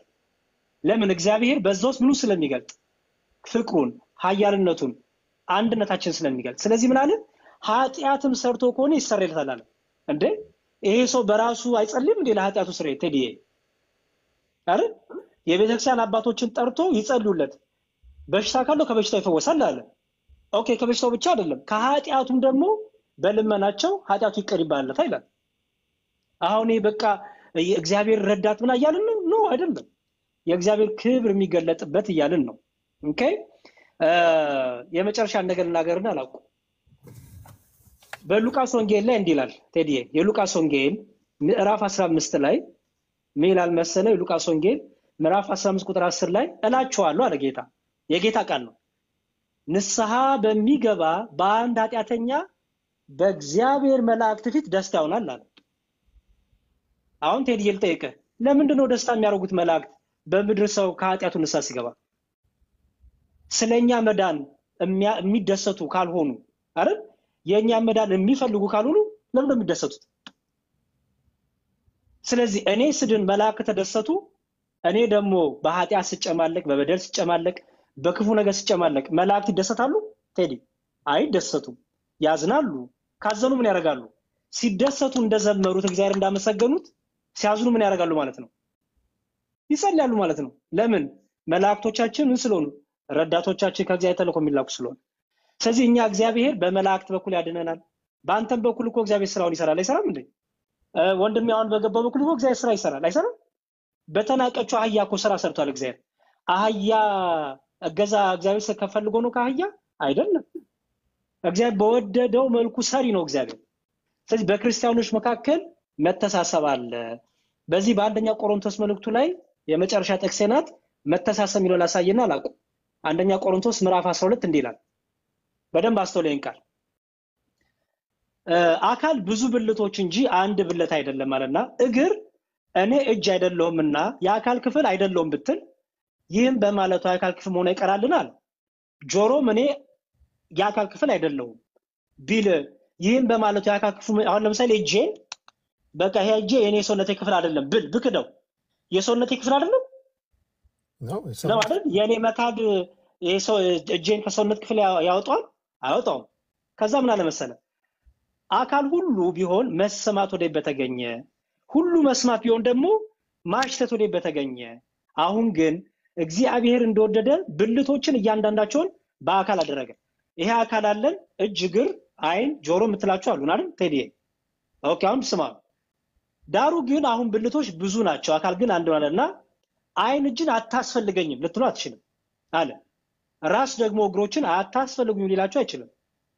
ነገር ግን ደካሞች የመሱ የአካል ብልቶችን ይልቁንም የሚያስፈልጉ ናቸውና ከአካልም ብልቶች ደካማ ሆነው ይመስሉን በሚበዛ ክብር እናለብሳቸዋለን፣ በመናፍርባቸው ብልቶቻችን ክብር ይጨመርላቸዋል አለና ክብር ያላቸው ብልቶቻችን ደግሞ አለ አስበው የደከሙ ብልቶች አሉ። አሁን ብልት የሚባለው የክርስቲያኖች ህብረት ውስጥ የደከሙ ክርስቲያኖች ማለት ነው። ገባ? በቃ የበረቱ አሉ፣ የደከሙ አሉ። የበረቱት የደከሙትን ያግዛሉ አለ ጌታ ቅዱስ ጳውሎስ። የበረቱት የደከሙትን የሚያግዙት እግዚአብሔር ስለሌለ አጋዥ ስለሌላቸው ነው አይደለም።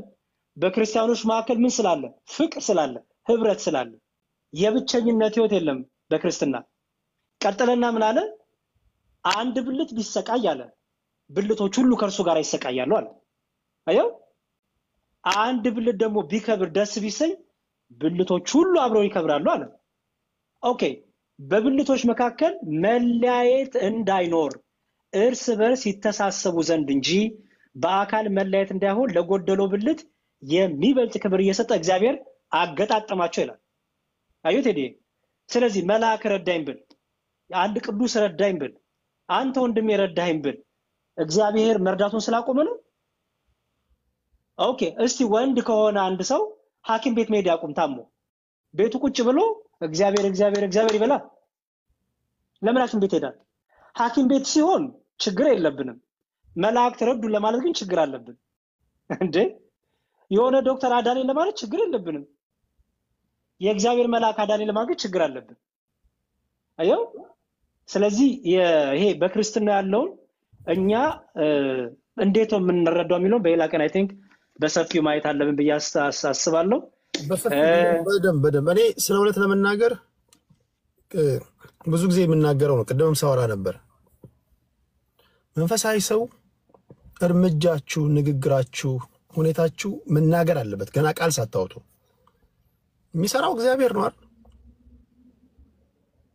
ይሄ በእንትን አይደለም እና ከልብ ነው የማመሰግነው ስለ እርጋታችሁ።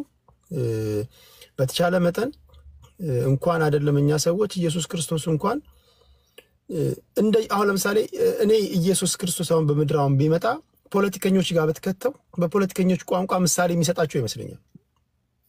ኢንጂነሮች ጋር ብትወስደው በኢንጂነሮች ቋንቋ ሁሉም ፕሮፌሽን ተርሚኖሎጂ አለው። ገበሬዎች ጋር ሲሄድ በገበሬዎች ቋንቋ ነው። ገበሬዎች ጋር ሄደ በሳይንስና ቴክኖሎጂ ቋንቋ አታወራም።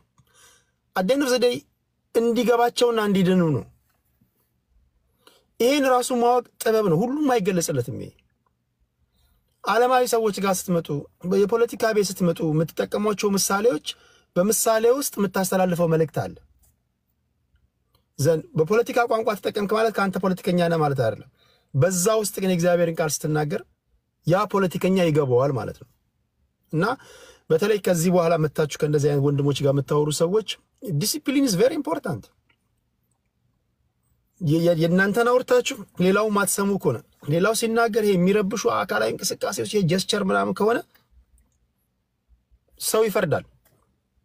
ለምን የምታምነው አምላክ የመጀመሪያው ነገር ሊያረጋጋ ይገባል ብዬ ነው ማምነውና በጣም ከልብ ነው ማመሰግነው። እኔ ያለውበት ቦታ ስለጨለመ መዝሙር እንደዚህ እናወራለን። በገስትም በተለያዩ ቦታዎች እንዲህ ሲገባ ላይቭም ስትገባ በራስም እየላክልኝ ከሌሎች ወንድሞች ጋር ገብታችሁ አንዳንዶች ደግሞ ከላካችሁ በኋላ የገባችሁ ለማስተማር እንጂ ለዘለፋ አይሁን፣ ሌላውን ለማጥላላት ለመዝለፍ የኔ ብቻ ትክክል እናንተ ከቆማችሁበት መንገድ ብቻ አይደለም ትክክል አንተ በቆምክበት ምድር እነ መዝሙር ያሪ ደግሞ ይመዝኑ ቢባል ለአንተ ለነሱ የጥፋት መንገድ ላይ ነው ያለው። ስለዚህ ፈራጅ እግዚአብሔር ነው። ፈራጅ እዚህ የሚያየው ህዝብ ነውና ከምንም ነገር በላይ የሚያደምጡን ሰዎች ከኛ የተሻለ ዕውቀት አላቸው ብለን ስናስብ የበለጠ ጠንቃቃ እንሆናለንና እሱንም ብናስብ ለማለት ያል ነው። ማሚያችን የእስልምና እምነት ተከታይ ነው። ከመሸን የመጣው 3 ደቂቃ ብቻ የሆነች ነገር በልና እኔ ልውጣ ስለመሸብኝ። እኔ ብዙም እምነት ላይ አመሰግናለሁ ቴዲ። ሁሌም እኔ ታስደምመኛለህ ባይዘው ችግር የለብኝም።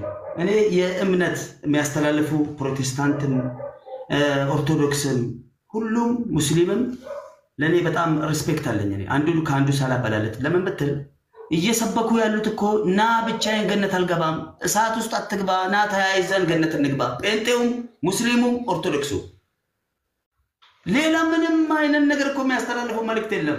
ላይ ቤት የአባታችን ወይ ደግሞ የወንድማችን የግላችን ርስት አለ። ላይ ቤት ሁለት ነገር አለ፣ ሲኦልና ገነት። አሁን በተለያየ ቋንቋ ሁሉም አሁን አንድ ኦርቶዶክስ መጥቶ መጽሐፍ ቅዱስ እንዲህ ይላል ነው እንደዚህ ሆኖ እንደዚህ ሆኖ እንደዚህ ሆኖ ብሎ ሲያስተምር ስማው፣ አዳምጠው፣ አይጎዳም። መጨረሻው ፋይናሊ ነው ገነት ተያይዘን እንግባ ነው። ሌላ ምንም የሚያስተላልፈው የግል ጥቅም የለው። ለዚህ ነው እኔ በክብር ለየት ነው ከሁሉም እንለያለሁ። አንዱ ላይ ሰማይ ይችላል እንትን ሊል ይችላል ሊነፍቅፍም። እኔ አንዳንድ ጊዜ ሁሉ ሲጣሉ ይገርመኛል። አሁን በእምነት ምናምን ጎራ ይስጡ በጣም ያስብኛል።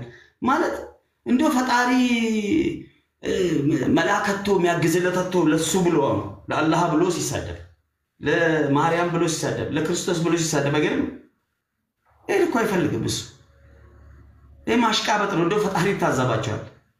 ራስህ ዳን ከቻልክ መልእክት ነው የምታስተላልፈው። መቀበል ያለ መቀበል የባለቤቱ። እኔ በዚህ ነው ማምነው፣ በዚህ አንግል ነው ሁሉንም የምረዳ ሁሉንም የእምነት ማከር በጣም ነው የምወደው። እምነት መስማትም ደስ ይለኛል፣ ገባ ማዳመጥም ደስ ይለኛል፣ በደንብ ማገናዘብም የሆነ ማስተንተንም ደስ ይለኛል። ከዛ ውጪ አልነቅፍም። ይሄን አመሰግናለሁ ስለሰጣችሁ ነው። እንደውም እስካሁን ድረስ ጌም ላይ ምናምን ቀውጢ ላይ ነበር። እዚህ ስመጣ እንደውም ቀልቤ ተረጋጋ። እንደውም ወላሂ እውነቴን ነው።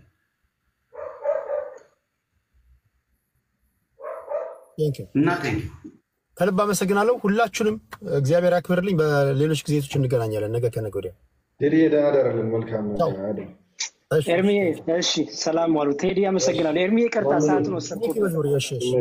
በጣም ይቅርታ። እሺ ኤርሚ መዝሙሬ አዎ፣ አንተ የምትናገርበትን ሰዓት ይቅርታ። እኔ ምንም ማውራው ነገር የለኝም። አክቹዋሊ እንደ አንተ እያለማ እንዴ እንጂ አይ እንደዛ ማትበል ኤርሚ፣ እንደዛ ብሎ ነገር የለም። እውነቴን ነው ማርያምን ይቅርታ። እንዲያው ዝም ብዬ አንዳንዴ ኧረ በኢየሱስ ማረ እኔ ተው እንጂ እንዴ ተው። ምንም አልተውም። አንተ ደግሞ አሁን አንድ አካል ነን ምናምን ስትሉለ አሁን ትግርም ሰዓት ወሰድኩ ተላለ ወጣ ሲሉ ጠብቄ አያችሁ። እንደዛ እኮ ነው። ኤርሚ አይ እኔ በአንተ በኩል ተናግሬያለሁ ማለት ነው። አይ ከኔ የተሻለ ብዙ ሀሳቦች ይኖራል ብዬ ነው። ኧረ በኢየሱስ ሰው የምትላት ነገር